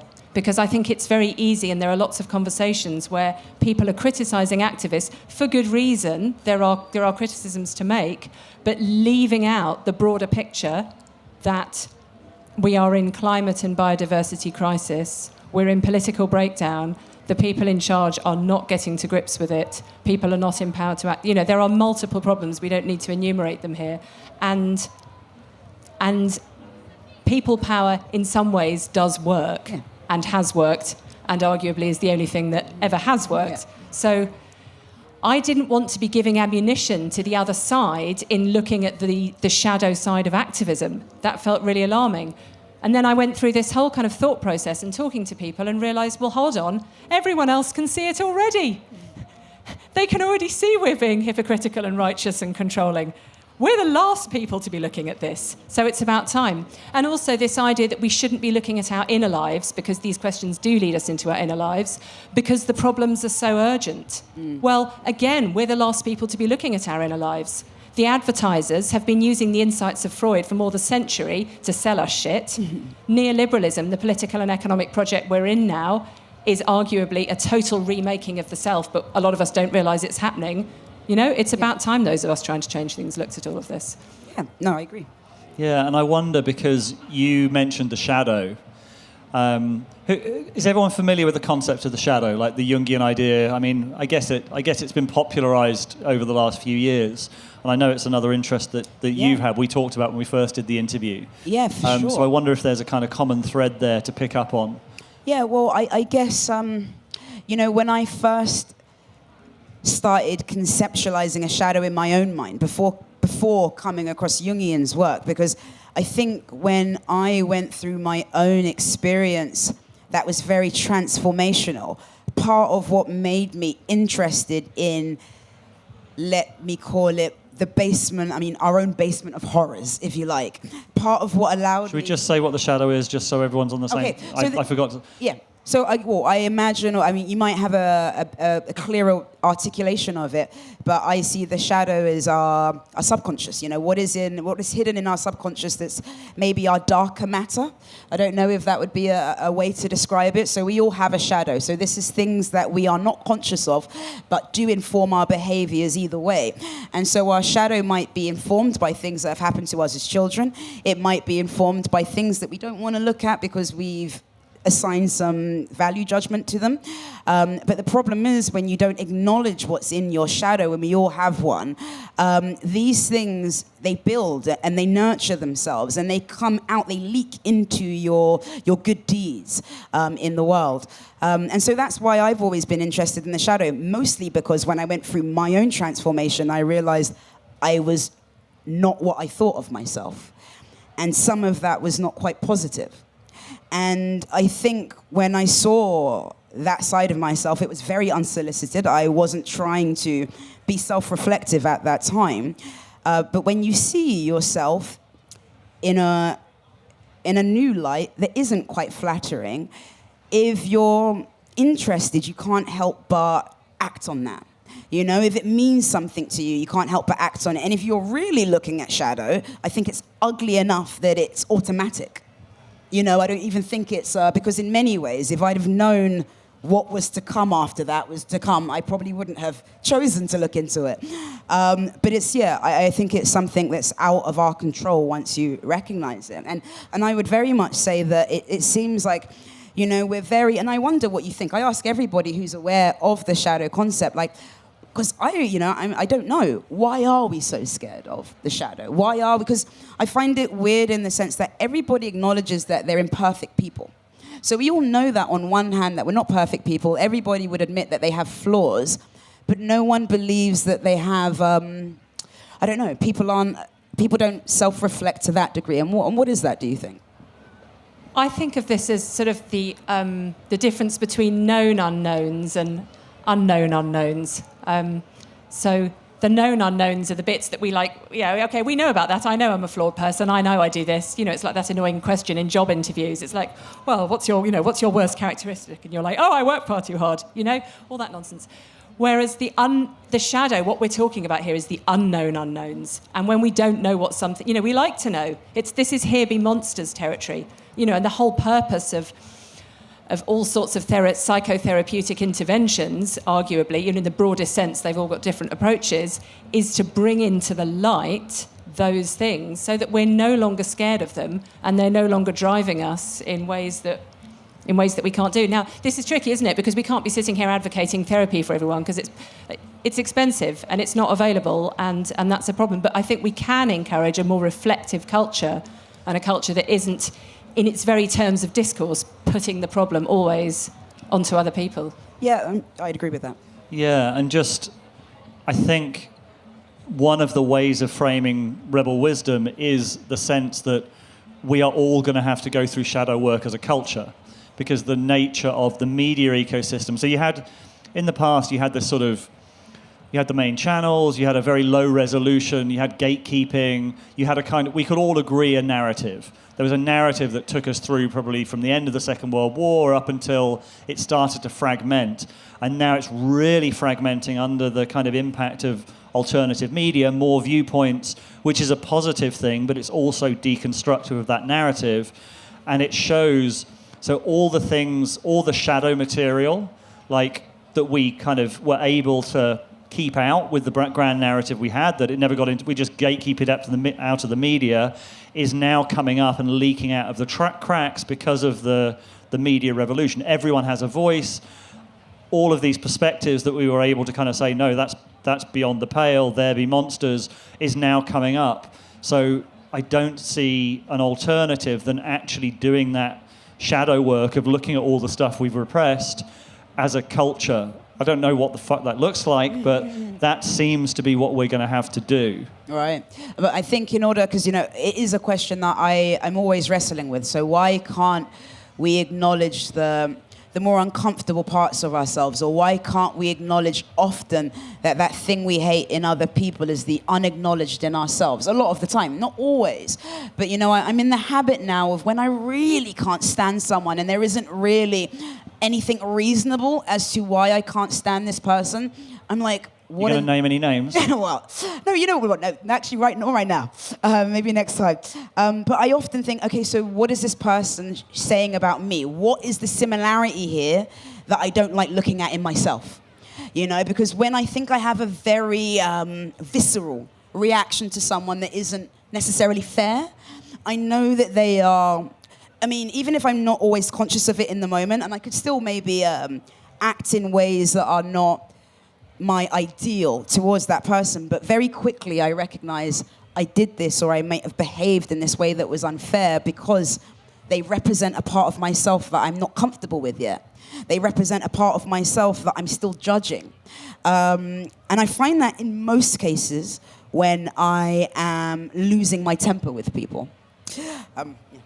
Yeah, and we do we've run workshops and retreats, and we do kind of shadow work within that. And one of the things is, like, shadow work is not when you don't like someone, it's when you have a visceral, intense reaction. That's the way to know whether it's shadow material. If you find yourself in that position, there's almost certainly something that you have either ignored about yourself or that you're seeing reflected, or in some way, like, there's a learning experience there. This is what I find so interesting, though, about the social script around activism, that when we become an activist or just start doing campaigning, you're doing something with a group of friends, or you join an organisation, or you join a movement that's swelling up, or you join a sort of hashtag thing that's going on online. There's a sort of script that we unconsciously adopt that is all about, well, the problem is somewhere else. And that absolutely gets in the way of doing what you're talking about. Because instantly, as soon as we're looking at, oh, well, the problem's out there, and you sort of have to, because you do have to describe the problem, you're not looking at yourself. And allied to this, and I wonder whether you didn't touch on it in your talk, but the culture of a lot of activist organisations can often reflect that. Like, I won't name any names, but I know a lot of friends who are in activist organisations, and they're incredibly dysfunctional. The way they treat people is often terrible, and often because they've got this kind of idealism and drive, some of the interpersonal dynamics are absolutely shocking. Like, I know a lot of people who are burnt out because of it. And that's the shadow. That's exactly the shadow. It's like this savior mindset. No, we're all doing this wonderful thing together, but actually pay attention to the way you're treating that person, to the relationships that you have in your organisation. Yeah, there's the broader context to this is that this stuff goes on everywhere. People treat each other badly in every industry, in every workplace, in every family. Stuff goes on everywhere. We remark upon it when it happens in social change and for the good organisations, because we're primed to look for the hypocrisy. So that's one bit of it. But yes, the narrative that we have to be good in order to do this stuff, it totally gets in the way. People sort of hold themselves up and say we're good, and it stops the self-reflection. And then when that stuff is in shadow, it's more likely to erupt up in uncontrolled ways, which is why it would be better to acknowledge our capacity for bad stuff. It's in all of us. It's absolutely in all of us. This is why I'm interested in activism as the challenge of being human, because the challenge of being human, and this predates social media, the challenge of being human is to learn to become whole, to accept the bits of ourselves that we've put away, so that we're not reacting to other people, so that we can engage in the world in a more intersubjective way, where we are sort of made by our relations with other people rather than constantly having to win every interaction we're in, which arguably is the norm at the moment.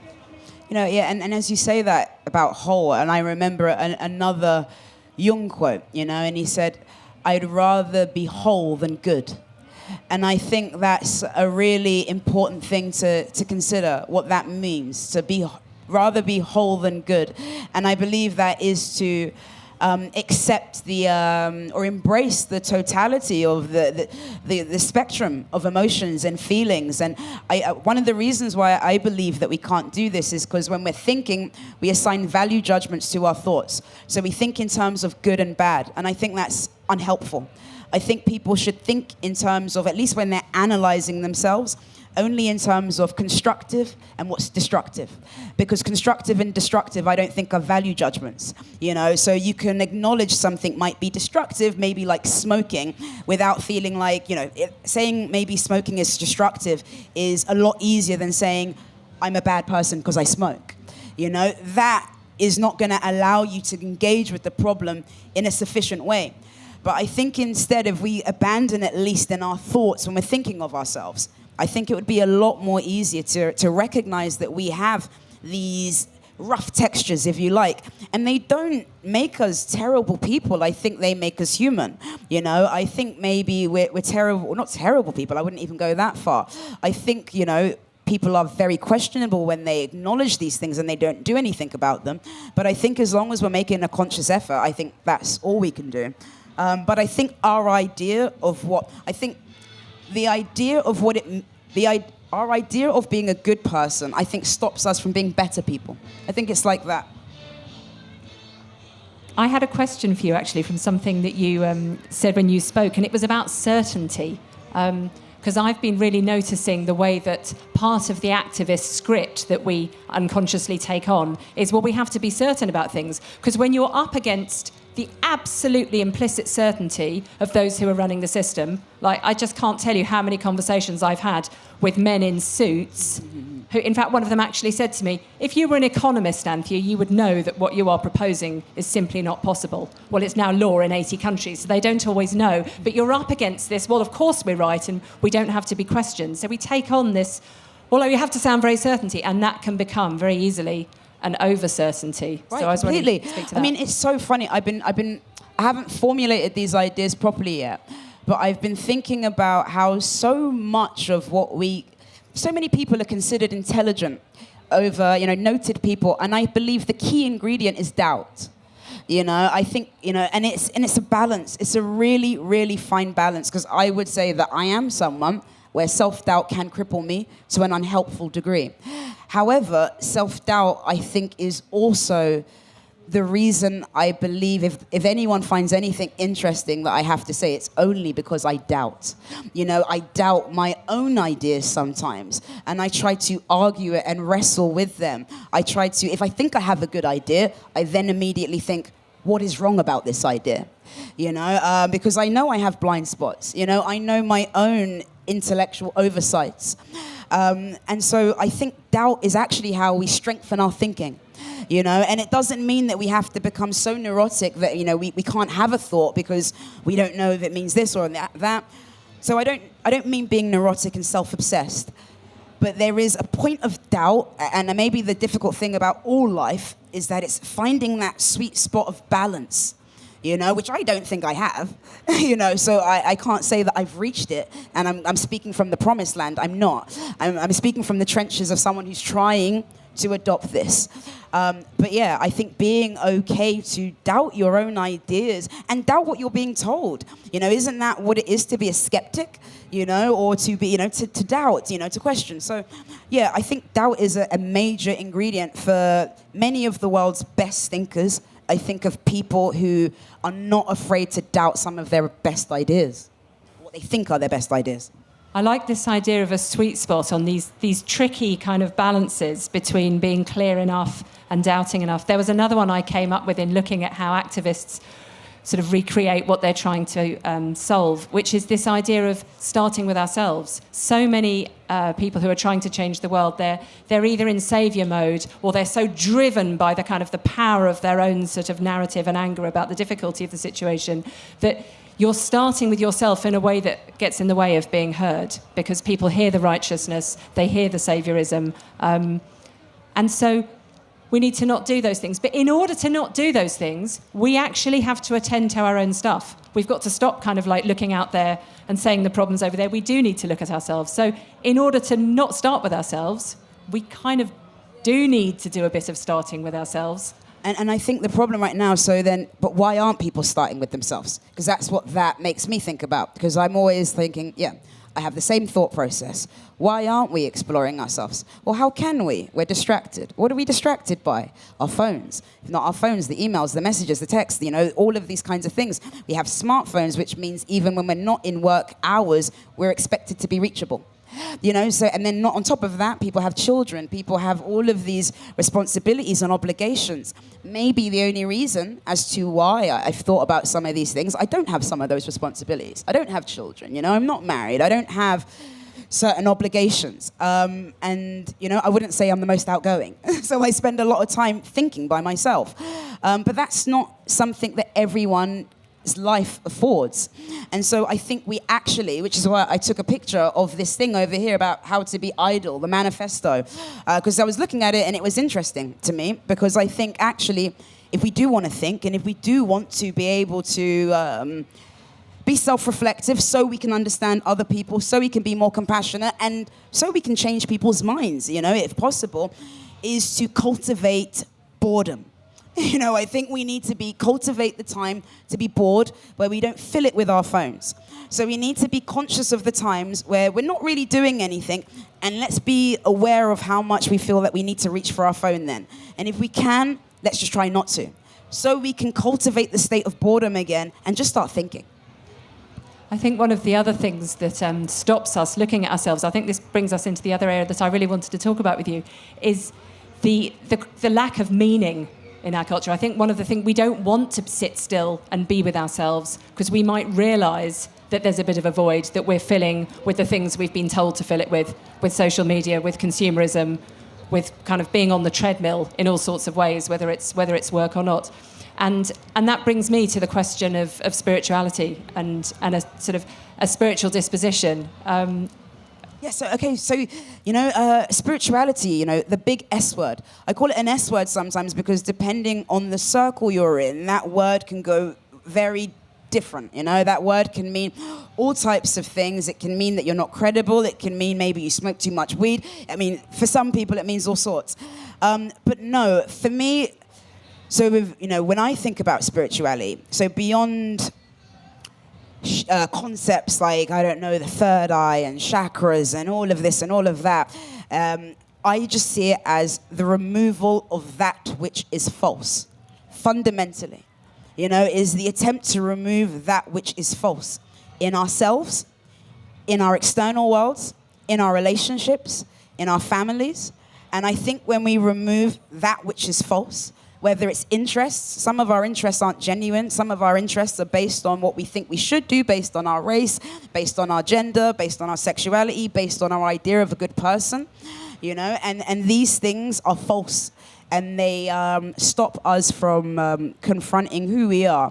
And I think when we can't deal with who other people are, I think it's often because we haven't dealt with ourselves.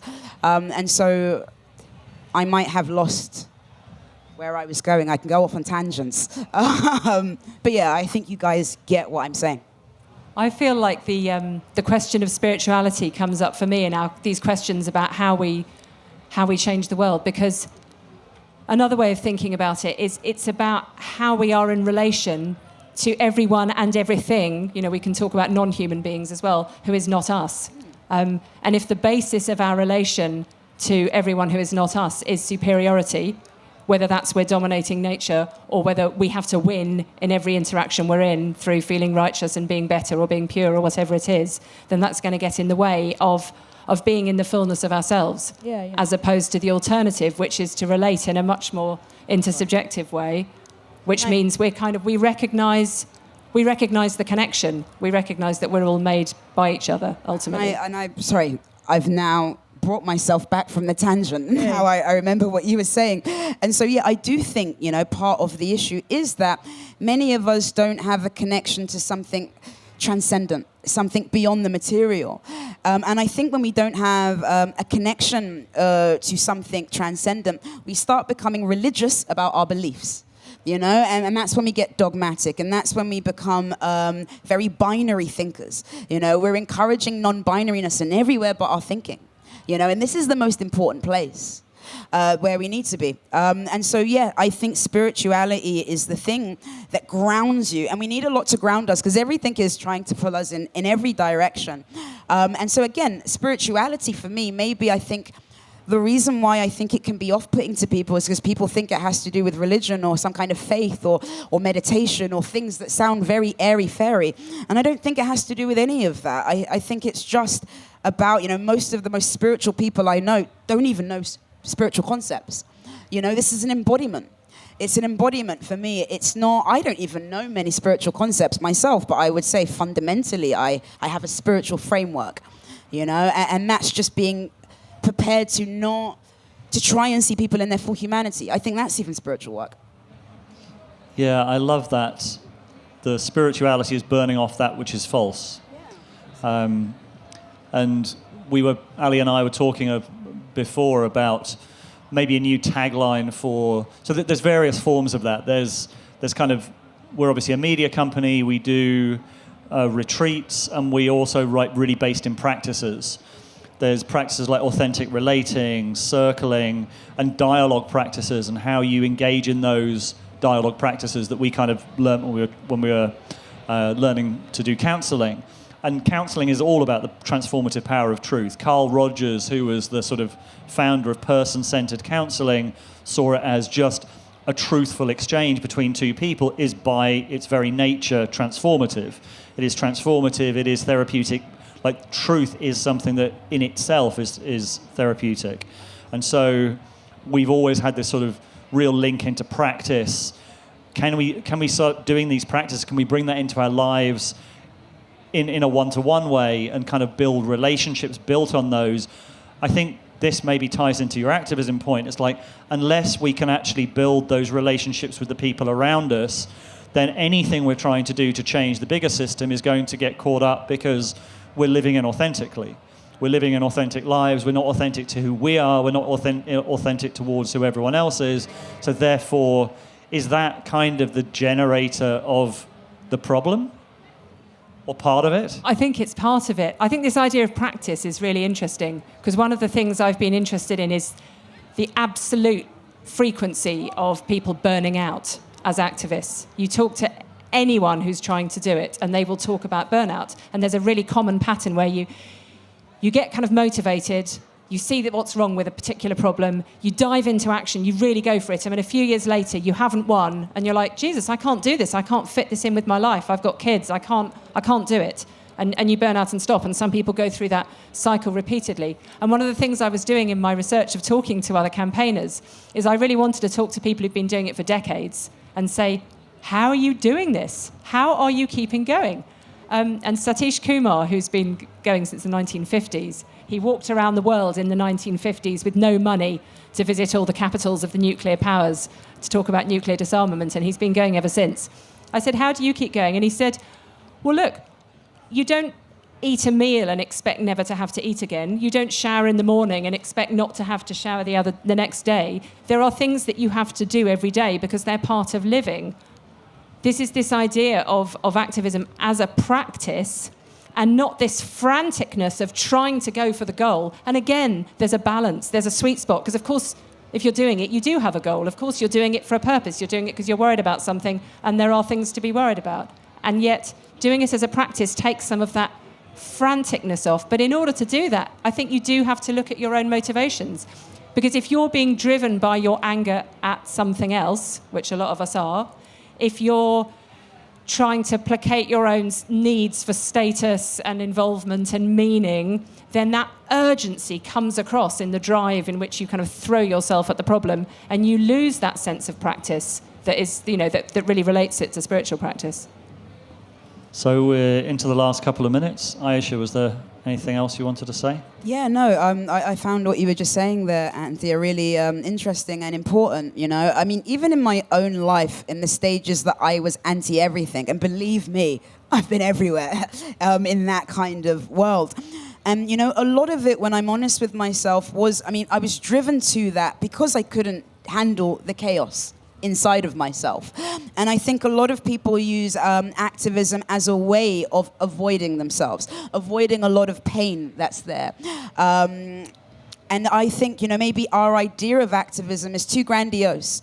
It's too external. I think, you can be an activist just in a room with one person. It's how you decide to talk to them. It's how you decide to think about them and things like that. It's just, it's not making assumptions. It's not assuming that someone's money, race, or whatever it may be means this and that. I think those are all forms of activism, but we only like the kind that can be easily retweeted, or the kind that brings a lot of followers. The stuff that happens behind closed doors between the people that mean the most to us.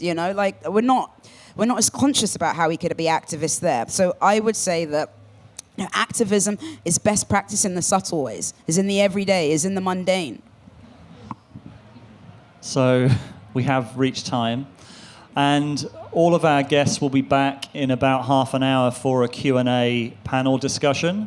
We are Rebel Wisdom. This conversation was a fantastic example of what we're really trying to do, which is to bring a sort of deeper level of kind of understanding of psychology, of emotional drivers, like what is really driving us at a deeper level, and apply that to sort of cultural topics. So I'd like to thank Ayishat and Anthea for this amazing conversation.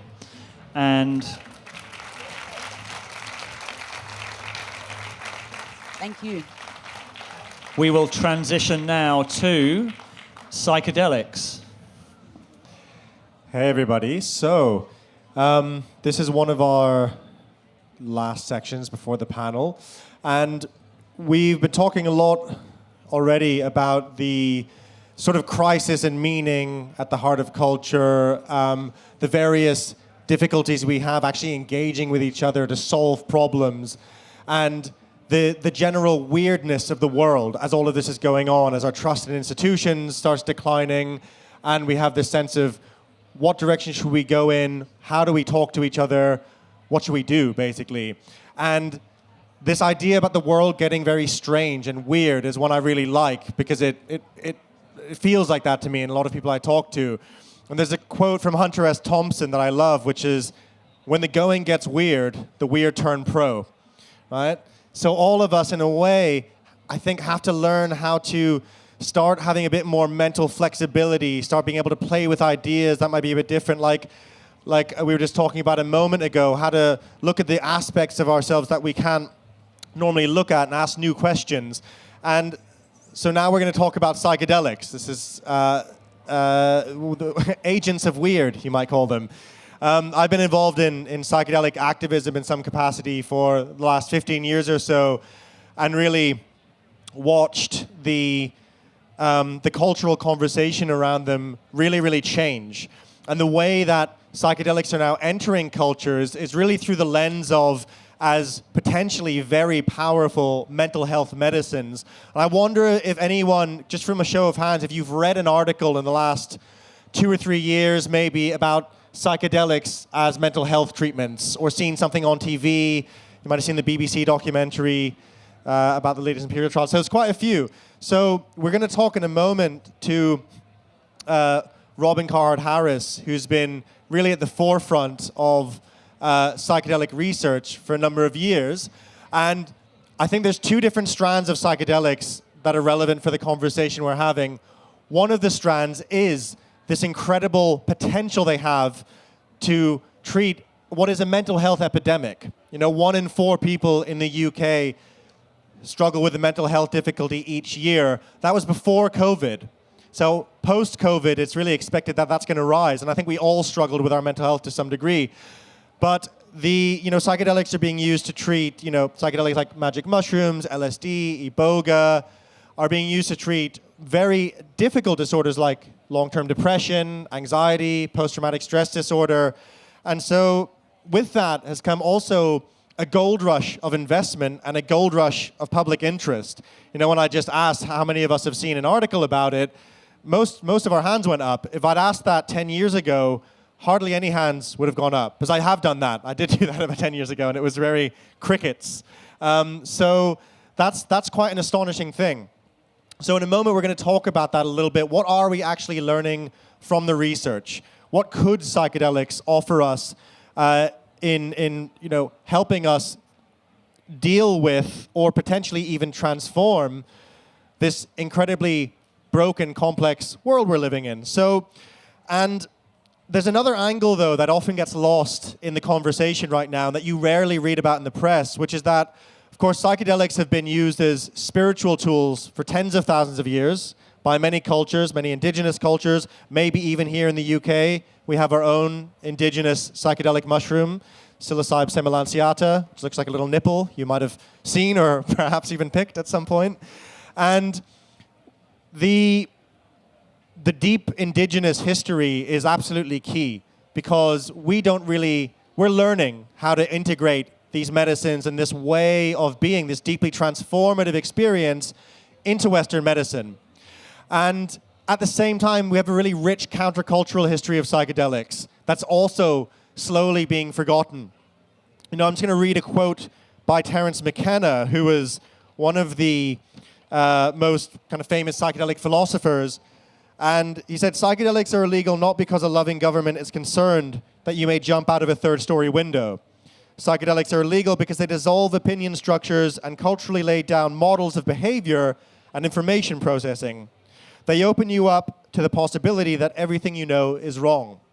So my entry into the psychedelic world is really these kinds of ideas, this promise that psychedelics could be incredibly transformative, and all the stuff we've been talking about today, this crisis of meaning, this sense of dislocation that we have, this online warfare that we're all party to every time we pick up our phones.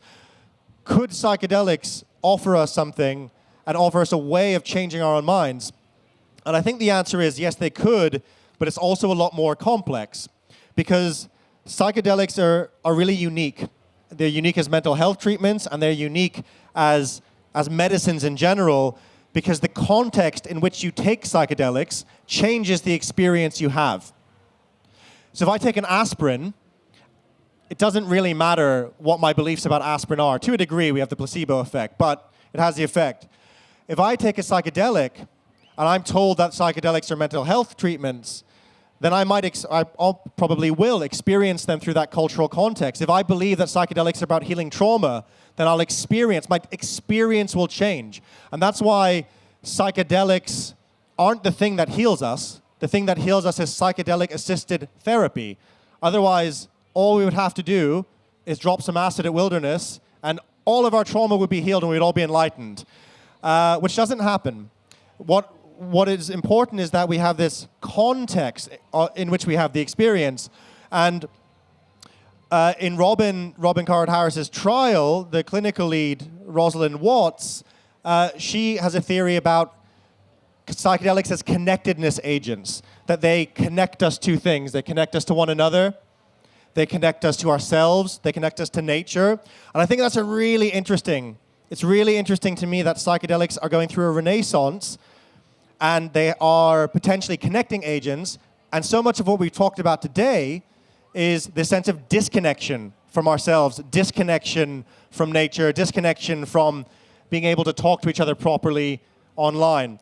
And so this is, just to finish on the kind of framing, this is what's happening in the psychedelic, as psychedelics enter the mainstream right now.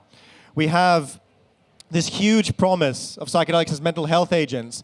We have this legacy from the 1960s as this kind of countercultural promise they might hold for transforming society. And we have psychedelic pharma companies floating on the stock market, some of which have a market cap of $1 billion. We have venture capitalists flooding the space. We have huge amount of interest from the general public. We have people investing money. We have people conducting amazing research. And right now it's kind of a wild west. And what I'm particularly interested in is, where might it all go? Could psychedelics be the future of mental health care? Could they be the future of the way we start changing our own minds, getting past our cognitive biases? And so, not to answer all those questions, but to answer some of them, I'm going to invite Robin Carhart-Harris up. Now, Robin was recently listed in Time Magazine's 100 Most Influential People of 2021, which I know he doesn't like it when people say too much, but I think it's very, very impressive. And he's really been at the forefront of psychedelic research for a number of years. And so, Robin, I'm going to invite you up, and we'll find out what the potential is of psychedelics as we kind of move forward. Would you prefer to stand or sit? I don't mind what you want to do. I'll stand. Keeps me active. More energetic. Yeah. So, Robin, I thought that the first thing I wanted to ask you about is, I remember years ago, I don't know when it was, but it might have been 8 or 9 years ago, seeing you talk about early research, I think at like the University of Greenwich, right?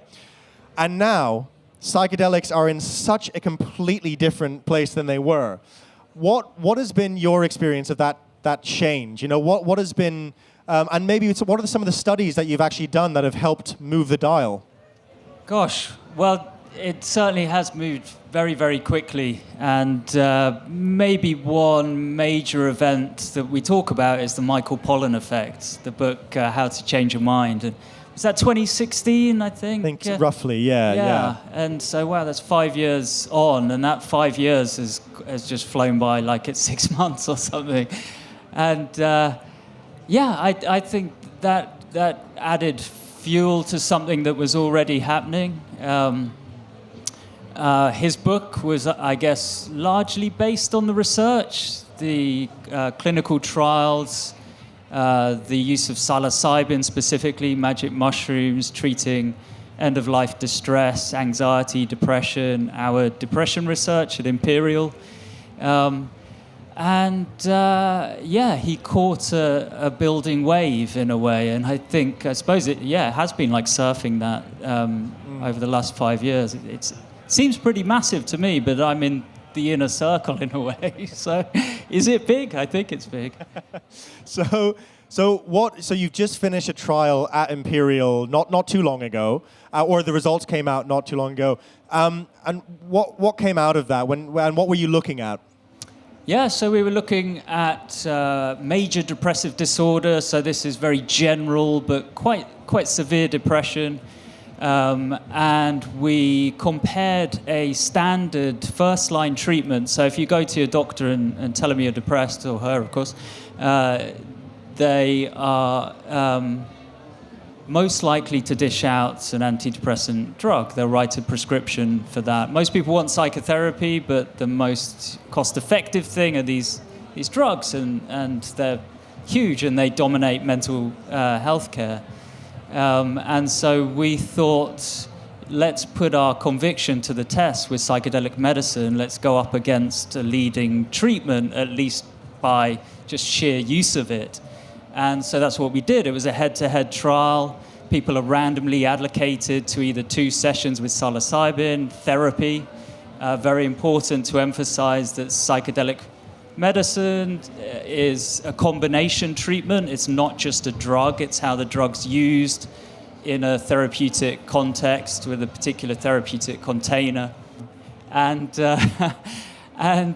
So it was a coin flip whether people had the psilocybin therapy treatment or they had the selective serotonin reuptake inhibitor, escitalopram, this classic antidepressant drug.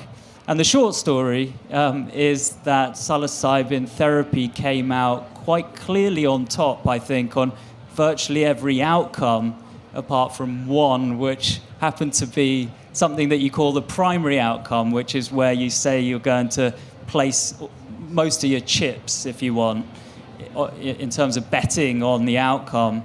And that one just missed. But even so, like 70% at least in the psilocybin group met criteria for response to the psilocybin therapy. Was it remission, meaning you don't have depression anymore at the end of the trial, was 60% versus 30% with the standard antidepressant.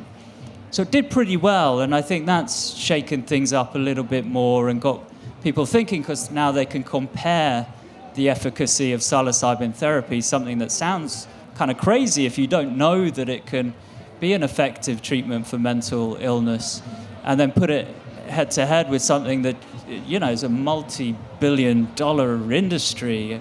Is it into the trillions? It could be. And then to beat it, essentially, puts it into context, doesn't it? Absolutely. And so I think it'd be interesting to hear a little bit about the difference between how psychedelics help us treat depression compared to an SSRI, selective serotonin reuptake inhibitor. Is that right? Yeah. So antidepressants, which is probably the way we we'd normally call them. So they're really, really different. Like the way that they work is really different. So it'd be interesting to hear a little bit about that. Well, in a sense, one of them is drugging you. I mean, you're drugged because you're taking the drug every day. And so that's the model. You're in a state of being under the influence of the pharmacological agent. And that's the antidepressant. That's the one that dominates mental health care now. With the psilocybin therapy, the sessions are just 1 or 2 sessions. And it's much more about a psychological shift, a major psychological shift. But it's also sort of holistic as well. It seems to translate into how people live their lives, their lifestyles change, their perspectives change in quite a fundamental way. This theme of, we were hearing around spirituality and sort of, erasing the false in a way. That's kind of part of the model with psilocybin therapy. When it works, it's very grounding. It seems to provide insights that seem to arise sort of their own accord. They're not put into the individual by the therapist. Or, they seem to arise in this fascinatingly organic way. And they change people's lives. There's a good reason why they're called psychedelic. It means, if you want, psyche revealing or soul revealing. And there's a good reason why Michael Pollan called his book How to Change the Mind. Maybe he should have said soul, actually. Yeah. And I find it always fascinating. You're a neuroscientist, right? And like you just said, psychedelics are for many people, very, very spiritually meaningful. And in fact, in the literature, the mystical experience, so that experience of deep, deep connectedness and oneness with the rest of reality, is often seen as a really important aspect for healing, for example, depression or anxiety. Like, what did you, as a neuroscientist, what do you make of it now, or what did you make of it as you were seeing these results coming through and as you were hearing people reporting this kind of very, very kind of mystical experience?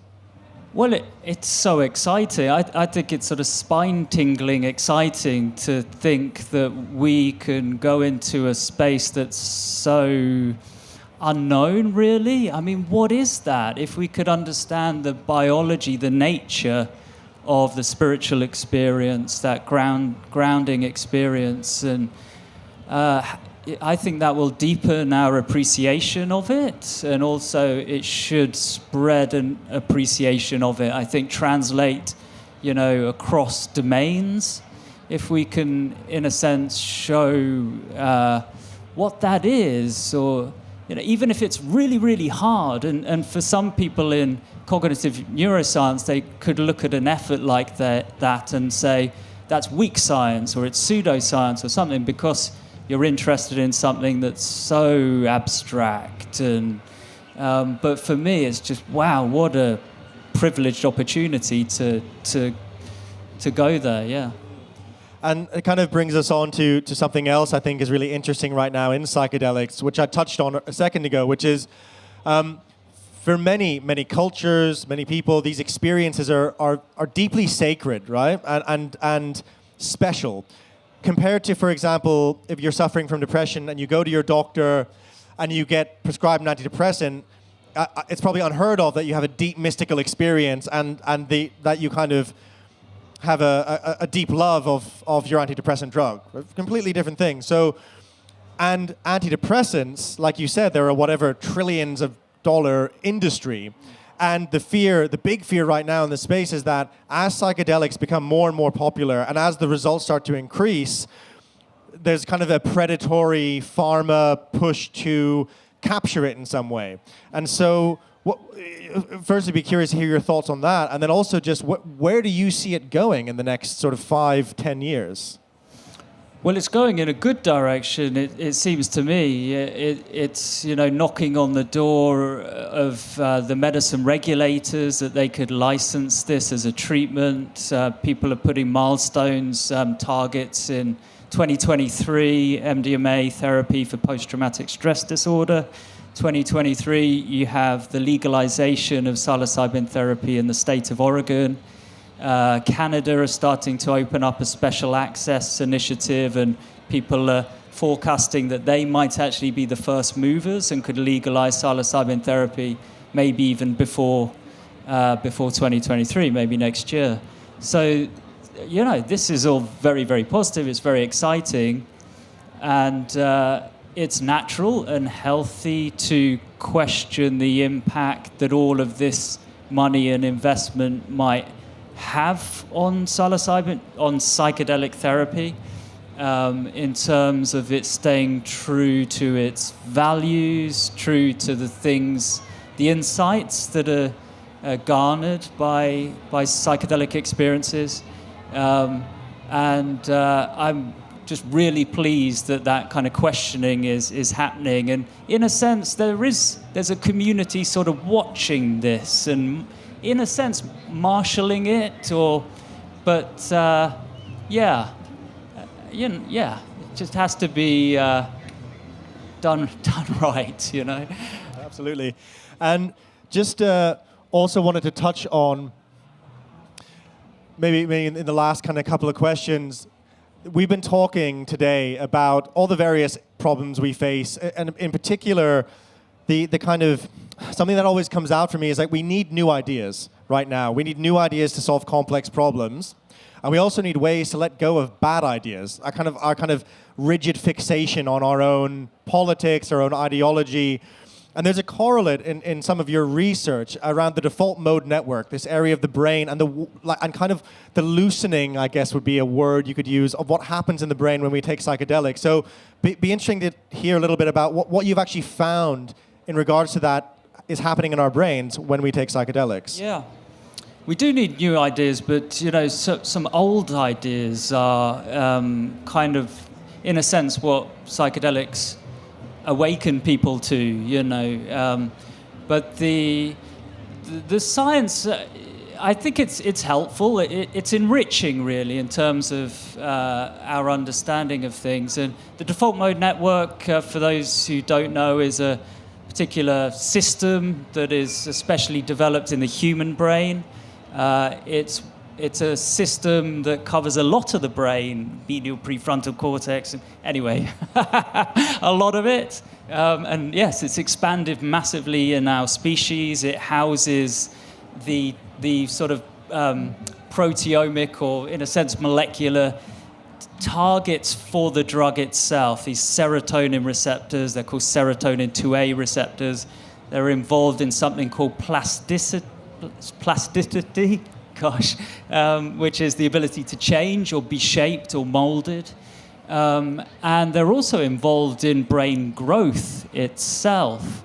So they've been linked to the evolution of the human brain quite recently. There's some compelling evidence to support that. This system, this human system, if you want, associated with analytical thinking, abstraction, imagination, all of those faculties that perhaps we have to a greater degree than other animals, I think it's fair to say, that breaks down. It sort of disintegrates as ego disintegrates under a big dose of a psychedelic. And the product of that effect is the psychedelic experience, is, these broadened awareness of self and other and nature and interconnectedness. And those are old ideas, So it's like humans, we think we've become so smart in a way with all that analytical thinking. And, what you realize through the psychedelic experience is that the smartness is in that simplicity, when you can wipe that that analytical, egoistic mind away for a period. I mean, there's functions to the ego, but that's really the power, I think, in what they do. That's wonderfully said. Thank you. So the last question I wanted to ask you before we switch things up is, you're about to move to America and start a new kind of research project, New Life in America. What are you going to be researching, and what do you see as the most interesting, exciting frontier of psychedelic research right now? Well, there's a lot, and so we can't do everything, and where we're going to point the telescope, so to speak, is on this principle that the positive outcomes from psychedelic experiences do depend very much on the context, what's sometimes referred to as set and setting. Timothy Leary was part of the crew that coined that term. So we want to test that in a systematic way. We want to drill down into the psychedelic experience. It doesn't do justice to the psychedelic experience to refer to it with one term. It has a lot of nuance and a lot of sub-states, you might say, within the state. So we want to look at states of struggle, for example, that can happen under psychedelics, psychological struggle, and also states of letting go or release and bliss that can happen with psychedelics. And we'll do that while measuring the biology as well, physiology and brain activity, and hope to get some important insights there. And then the last element is, could we use some tools, perhaps technology, in a way to shape context in an effective way?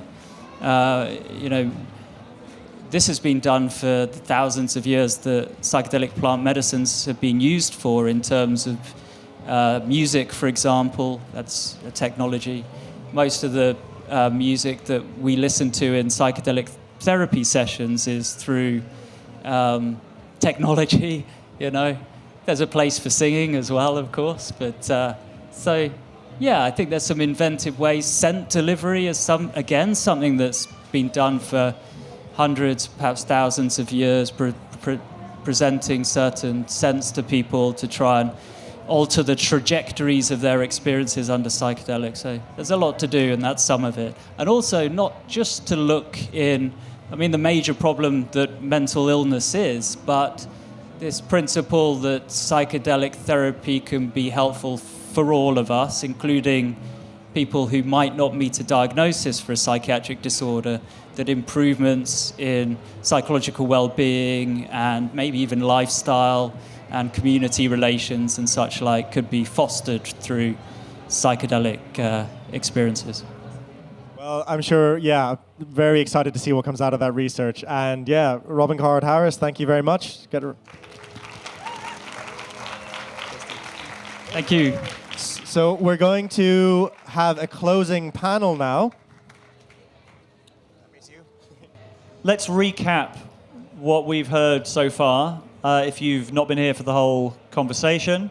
So we'll take a few questions. We'll also invite the guests to maybe, if they've got any questions for each other, to have a little bit of a dialogue between themselves. So we started off today talking about Rebel Wisdom, which is, we are Rebel Wisdom, and we produce films based on philosophy, spirituality, transformation related to cultural topics, and we cover things like the effect the big tech platforms are having on us. We talk about the death of empathy that Ayisha talked about, and how a lot of the issues that we're trying to solve, how a lot of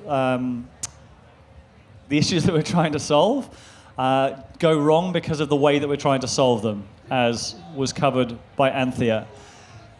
And then just a second ago, we looked at kind of looking at, what are some of the ways that we can start to change our minds? What are some of the ways that we can start to deal with some of these issues? And one of those is psychedelics, and the potential psychedelics have for really radically transforming the way we see the world. And could they play a role in not curing, but certainly helping us with some of the issues that David was just talking about? Awesome. So Does anyone have any questions related to any of the topics that have been brought up? If it's more generally to do with Rebel Wisdom, Ali and I can field it. If it's more for the panelists, they can be fielded by the panelists. So, we have, your hand is up, but we're going to go to the man. He got the mic before you did. Oh, you didn't want to ask this question. But I want to... He'll get it next. You go for it. Okay, hi, yeah, thanks. I've got a question or a problem that might touch several of the subjects, but let's say it's about internet culture. So if we're angry about internet culture, it works today, and we want to start a revolution and go chop some head offs, who are we angry at? Because the Zuckerbergs of the world, they're the instigators and the profiteers, but at the end of the day, we're the perpetrators. I mean, we're spreading false news, doing the cyberbullying, the mobbing, body shaming, we're sending dick pics and cat videos on YouTube, and we're ignoring our friends because we're watching our phones. So, I mean, we're the monsters here, aren't we? Should we chop our helps off? It's a very good question. I've got an answer, but Alex. Yeah, so this is something that we often hear about when people talk about solutions to online harms, and the phrase we often hear is sort of education or even digital citizenship. And I don't believe in this.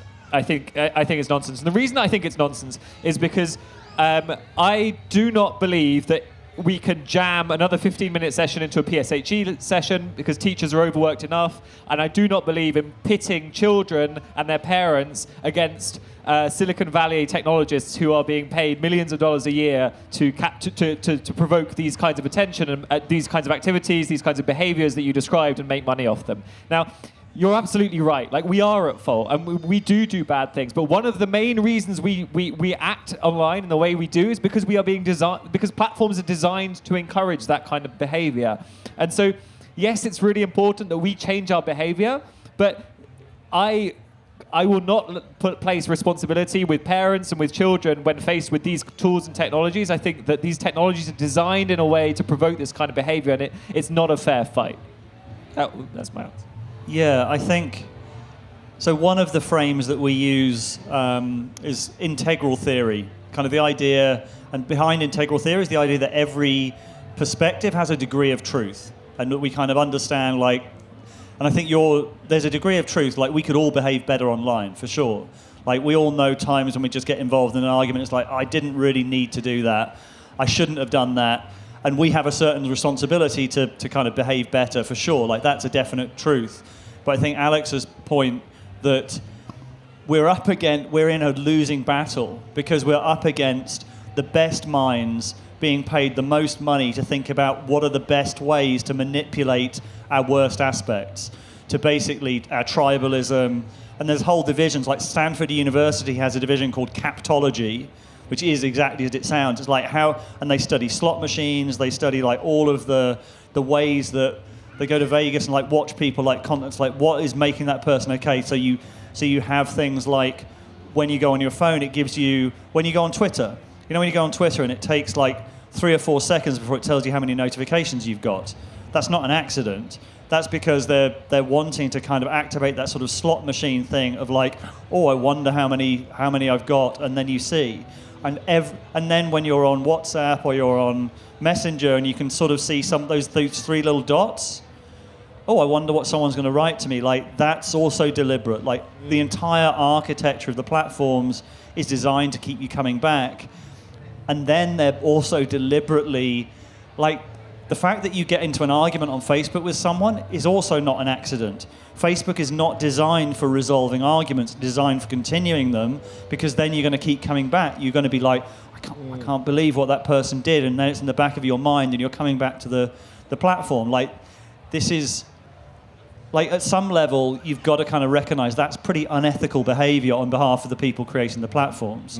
So I think, like, the odds are stacked. Yes, we need to be more aware of how we're behaving, and it's absolutely true, but at the same time, it's like a losing battle because we're up against these huge forces. Yeah. So I think it's part of the answer, and we could all do better, but it's like, yeah, where does it lie? I'd say that, if that makes sense. I'm curious to hear from both Anthea and Ayishat on this, because you guys that there's one theme that comes up for me with this, which is that, and I've seen this talked about in the climate change conversation, there is a kind of a cultural assumption in a very individualistic culture that system-wide problems have to be solved at the individual level, right?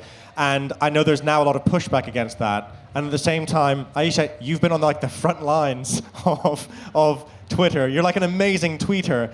And then you're kind of in the conversation pretty much every day. So you're kind of at the rough end. But maybe, in either order. But I'd be curious to hear about that individual, collective tension. Thanks. Yeah, I think the broader perspective is we are in a system that encourages us to think that it's our fault and we've got to get on with it. And like with all of these things we've been talking about, there is some balance. We can take some responsibility ourselves and recognise what we're up against. And in the broader context of this is we are in a revolution. A communications revolution like this has not happened for 500 years since the printing press. And a shit ton of stuff has happened in history since then and as a result of that. This is only just beginning to play out. I think we will look back on these years and go, Christ, I can't believe we allowed these things to happen. You know, like, assuming we make it through the other problems, that is.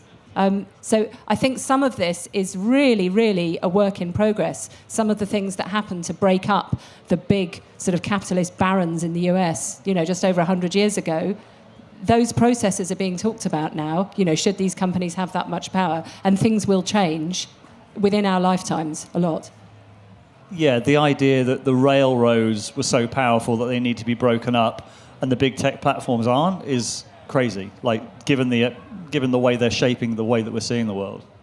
Yeah, no, and I agree with Anthea, but I also agree with what you're saying. I mean, as much as these corporations are studying how to manipulate people, we're all somewhat aware of that also. You know, that's not quite new. We all do know that we are being manipulated. We all know that it's playing on some of our more vulnerable habits. And so we do have to be wise. I think personally, if social media is affecting you, whether that's the way that you engage or the way that people are engaging with you. As Anthea said, you know, this is all very new, and I think as far as social media and online usage goes anyway, we're very much in that adolescent phase of that, you know, and we haven't quite worked out an etiquette. And I think people, and I have very much an etiquette for how I use Twitter, you know, and that's why I don't really get into problems. You know, I don't really look at other people's tweets, if I'm honest. I pick about 30 people that I think are interesting. Sometimes that 30 shifts. Those people retweet other people. If I think they're good thinkers, they often put me onto other interesting people, but I don't think it's wise for anybody. I mean, I wouldn't want to go out into this crowd and hear what everyone's thinking, you know, and that's what we're doing to ourselves every day online. And why would we want to do that? You know, how could you not feel tortured emotionally or psychologically by such a thing? I would, if I was to hear everyone's thoughts, just even in this tent. And so I think that, you know, we should really consider that, and that's why I don't look at my timeline very often. I use Twitter and social media more if I am looking as a search engine. So if I've watched a film and I want to know what people think about it, I'll type that into Twitter, the keywords. I want to know what people think about it. So I think there's ways to use social media that are really that can be really beneficial. And I think social media, beyond growing a platform, the people I've connected with, and I don't mean people of high status, just genuine connections that I've had with people, has been amazing. And so I do think there's a way that social media actually can truly benefit people. And it's benefited me in many ways. And I don't mean professionally. I mean what I've got to learn about people. But I think social media is only beneficial once you can create an etiquette for yourself. And you don't allow these people to be, I don't know, for me at least, maybe I just see I only have myself and I don't want these people to be more powerful than my own self-control. So I just try really hard to work at that. Awesome. Okay. First of all, love the stuff you do at Rebel Wisdom. It's absolutely awesome. The sense-making stuff is genius, so thank you for that. My question is sort of to the panel. So we've got spirituality, we've got psilocybin, we've got shadow work. Are these the weapons of choice for us against the fourth industrial revolution, or will they be weaponized against us? List them again. Spirituality, psilocybin, and shadow work. Yeah, in some ways, I think some of these things are already used against us. You know, I can only speak to the things that I know, but, you know, there's lots of elements of spirituality that I'm sure everyone is aware of that can be quite dark. And the thing is about empathy. The thing is even about having spiritual insights. You know, there's no guarantee that you're going to use these things to the benefit of others. You know, you don't have to. As long as you know what... Empathy doesn't necessarily have to be... it's not a virtue in itself. Because once you understand how people are thinking and feeling, you can also know how to better manipulate them. You know? And so, yes, they can be used against us, I would say. And that's why we have a duty to, I don't know, I guess continue to do the self-reflection so we can be... detect this, so we can be aware of it, and to not get too, I don't know. I guess the point is, I do think they can be weaponized, and they are being weaponized, and I don't know if I have a solution to how we fight ourselves against that, or protect ourselves from that. But yeah, I at least agree with you. You know, maybe I might say something else when something comes. I think they have a hand... The way that they get used against us. I think we need to talk about the C word here. We haven't been talking about it much this afternoon, and it's capitalism. And it's the way that the form of capitalism that we're living under at the moment completely entangles us in its ways of thinking. And so when we take on perhaps the aim of developing a more spiritual sensibility, perhaps in how we relate to other people, in how we find meaning in our lives, there are endless opportunities out there for us to be marketed to, which will subvert it and turn it back into a thing that makes us back into individuals again, and takes us back to where we were starting from. And so I think all we can do, because we can't escape these entanglements, we can't escape the fact that we're in a system that has these powerful effects. What we can do is become more aware of them. You know, so one of the things I was talking about earlier is, you know, when we're resistant to looking inside ourselves, when we're, you know, trying to be activists, to look at our own shadow. Well, the advertisers have been doing it for 100 years. They have been weaponizing the insights of psychoanalytic thinking against us, you know, to find our kind of unconscious desires and sell to us for so long, you know. But that doesn't mean we shouldn't stop doing it. This is the task of living in an imperfect world. You know, we're never going to have a starting point where we can say, right, this is great, we're going to do all these things and that's going to solve it. We're constantly trying to become aware, trying to become, actually, like, in this context. Thanks, it's a really good question. Yeah, it's really lovely answer there as well. Yeah, it's something I've been wrestling with a lot in terms of the psychedelic world for the last kind of year or so, because like Anthea was just saying, it is almost inevitable that the sacred gets commoditized and captured in the system we're in. So yoga, when it entered the West in sort of the late 1800s, yoga wasn't just about movement. That was one particular form of yoga, which wasn't even the most respected. It was kind of looked down upon. It quickly became all, you know, about the movement and some of the ethos, but a lot of the early yogis were very radical, and this was about transcending the self, which is not a popular message in our culture. We're all about the self. Mindfulness, you know, I was a mindfulness teacher for 5 or 6 years at the kind of boom of mindfulness where, you know, going into offices and it's this bizarre thing of, hey, could you de-stress everyone? I'm like, well, maybe they're stressed because of their job. And there was this really weird, often this weird vibe of like, oh, but I can't say that because otherwise they're not going to want me to be here, but they're definitely stressed because of their job. And so it doesn't work in our system. And we've already lost part of the battle of psychedelics. They are going to be, or are being commoditized. They are just like mindfulness and yoga. We have people going out to Peru and Instagramming their experiences. It's gross. It's this kind of dirty mimicry of something sacred. That's going to happen. And I got really bummed out by that. And then I, you know, started talking to lots of people and started realizing that I was really just looking at one aspect of the ecosystem, and that there is also a whole spread of other ways to do it while that's happening. So we can have things happening in a kind of more mystery school fashion. We'll have clinics as well as churches in the psychedelic world. And the key thing for me is that that ecosystem remains robust and kind of spread out, and kind of predatory capitalist organizations are a massive worry because they're like an invasive species in the ecosystem. So what's happening now in the psychedelic world is everyone trying to fight back against that in some different way. So yeah, good question, I think.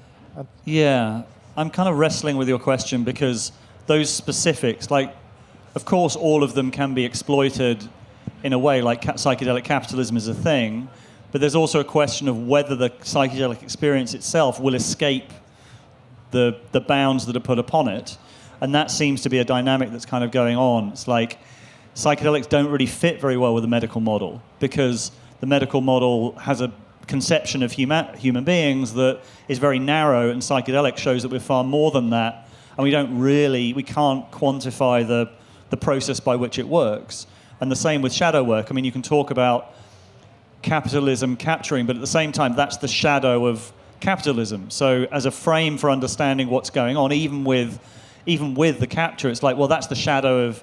So in a way, yes and no. Like, the shadow as a concept will also always be a useful one to see what's going on, because if it was captured, that would be the shadow of capturing the shadow, in a way.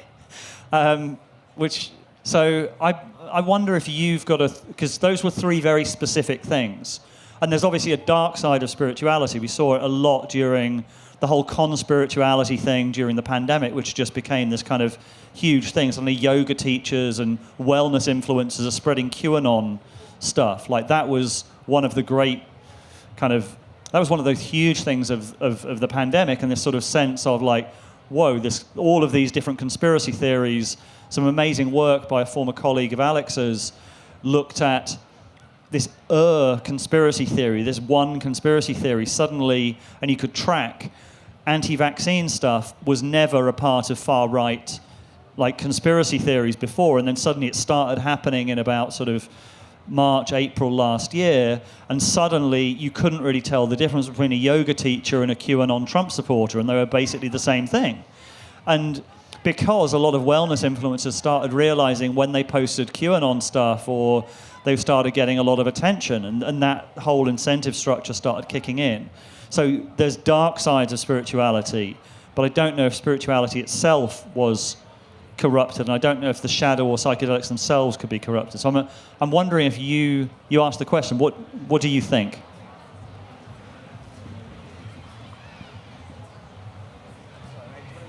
Well, I think there's a great spiritual awakening that's happening maybe through psilocybin and us waking up to the old guard has fallen, and as the old guard has fallen, we can now see everything.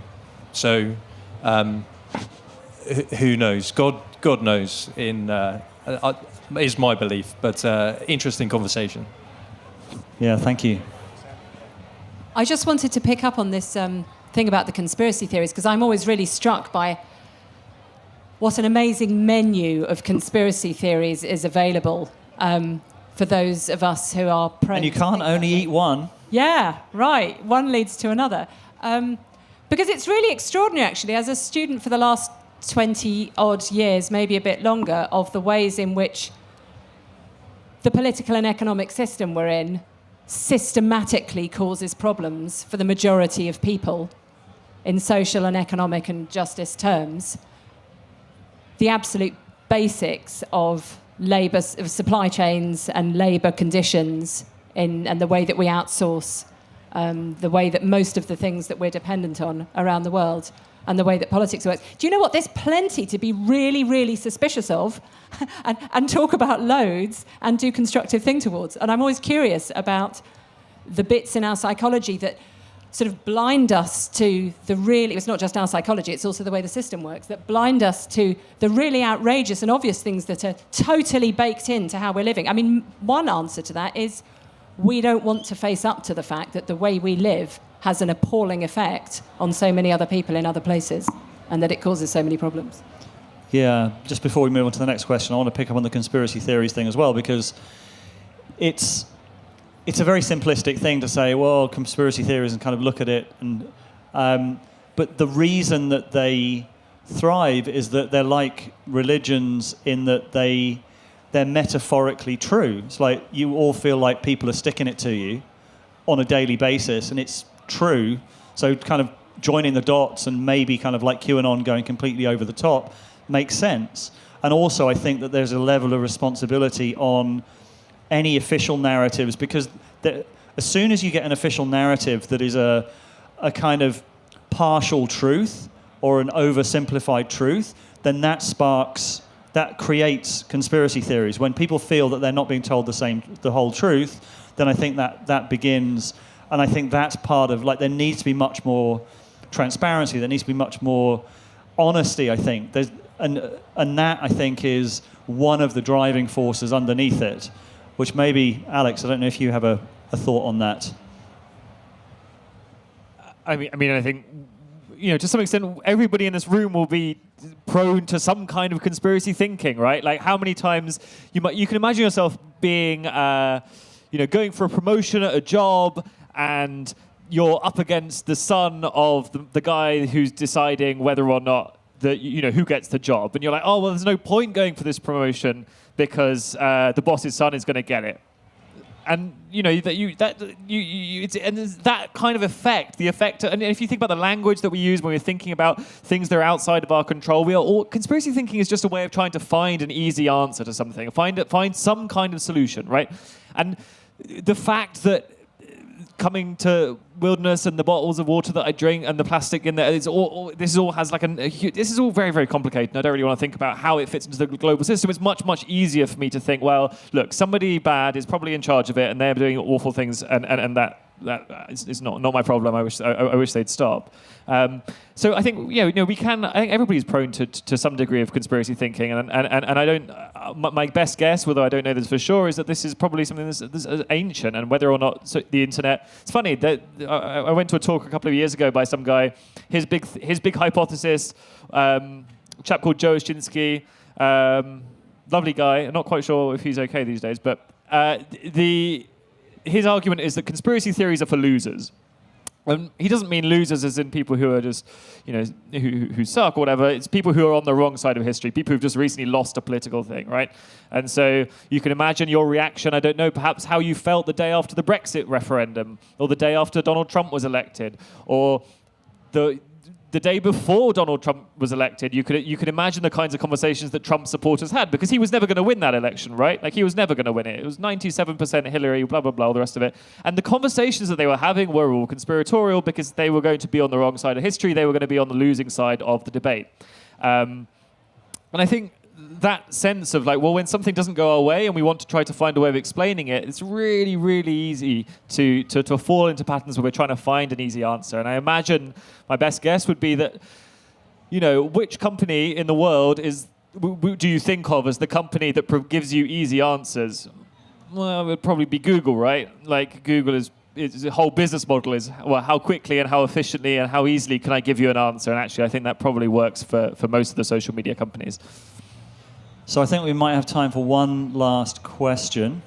Okay, so I'm interested.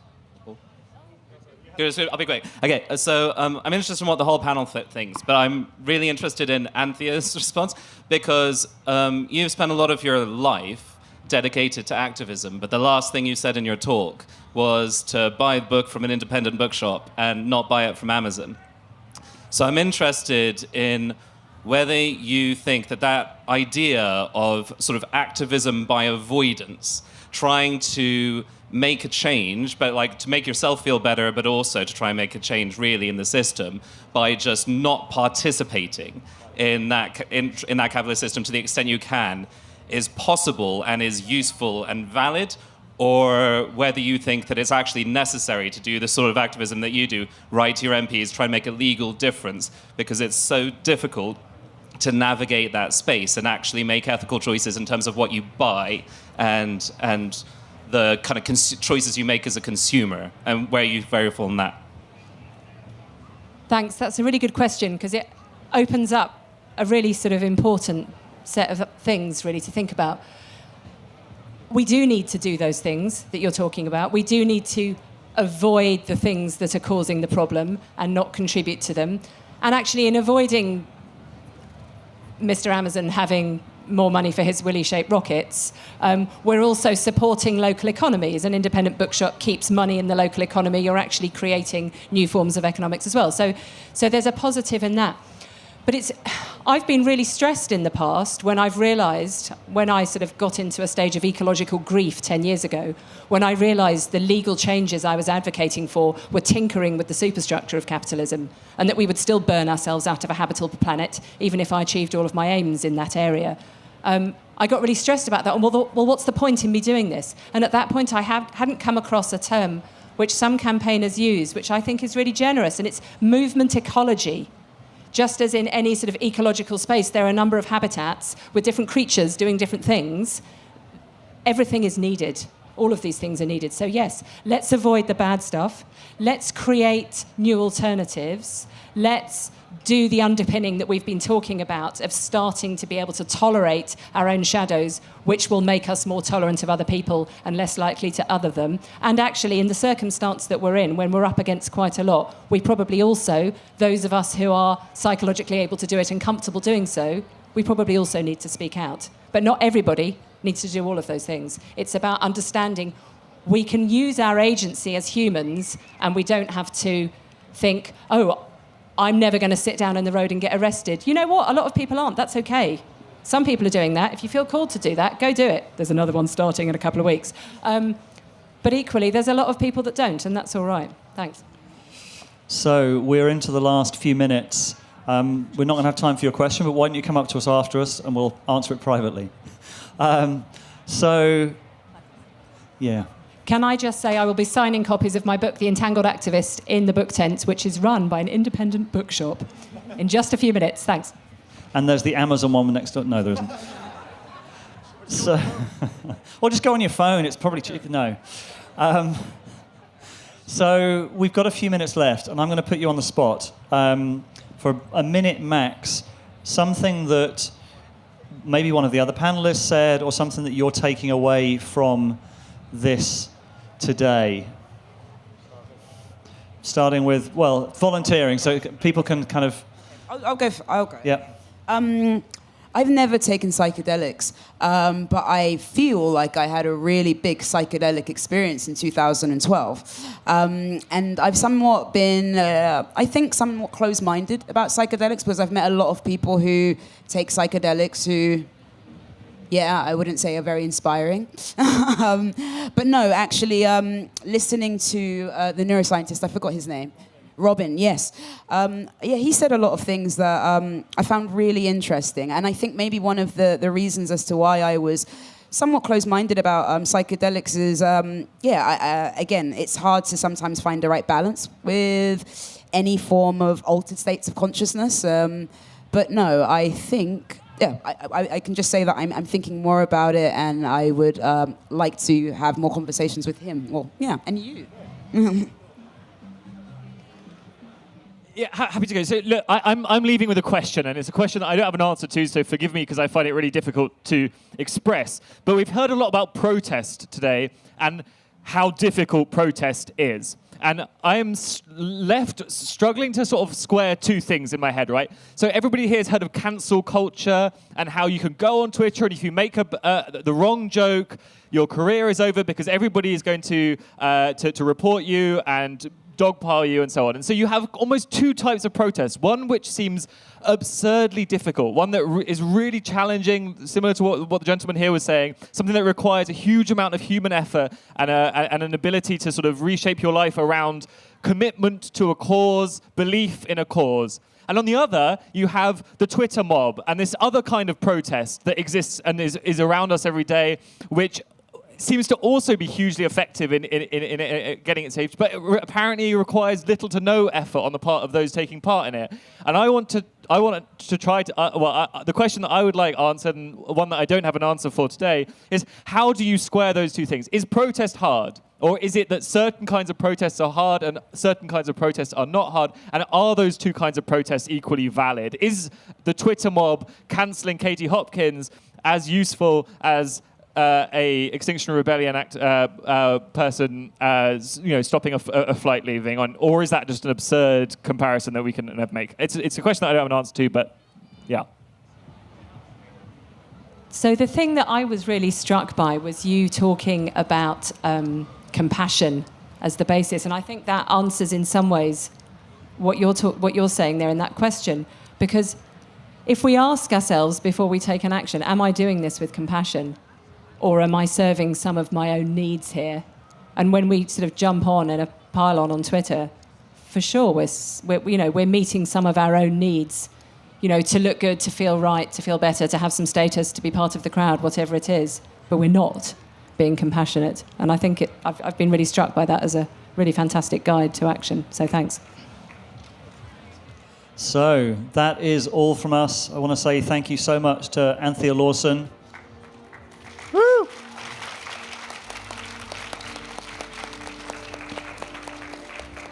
Ayishat Akanbi.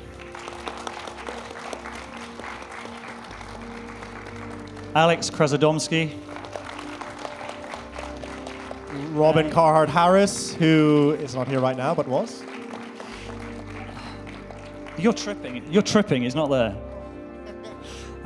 So we are Rebel Wisdom. Check us out on YouTube. That's where we put most of our films. We also do podcasts.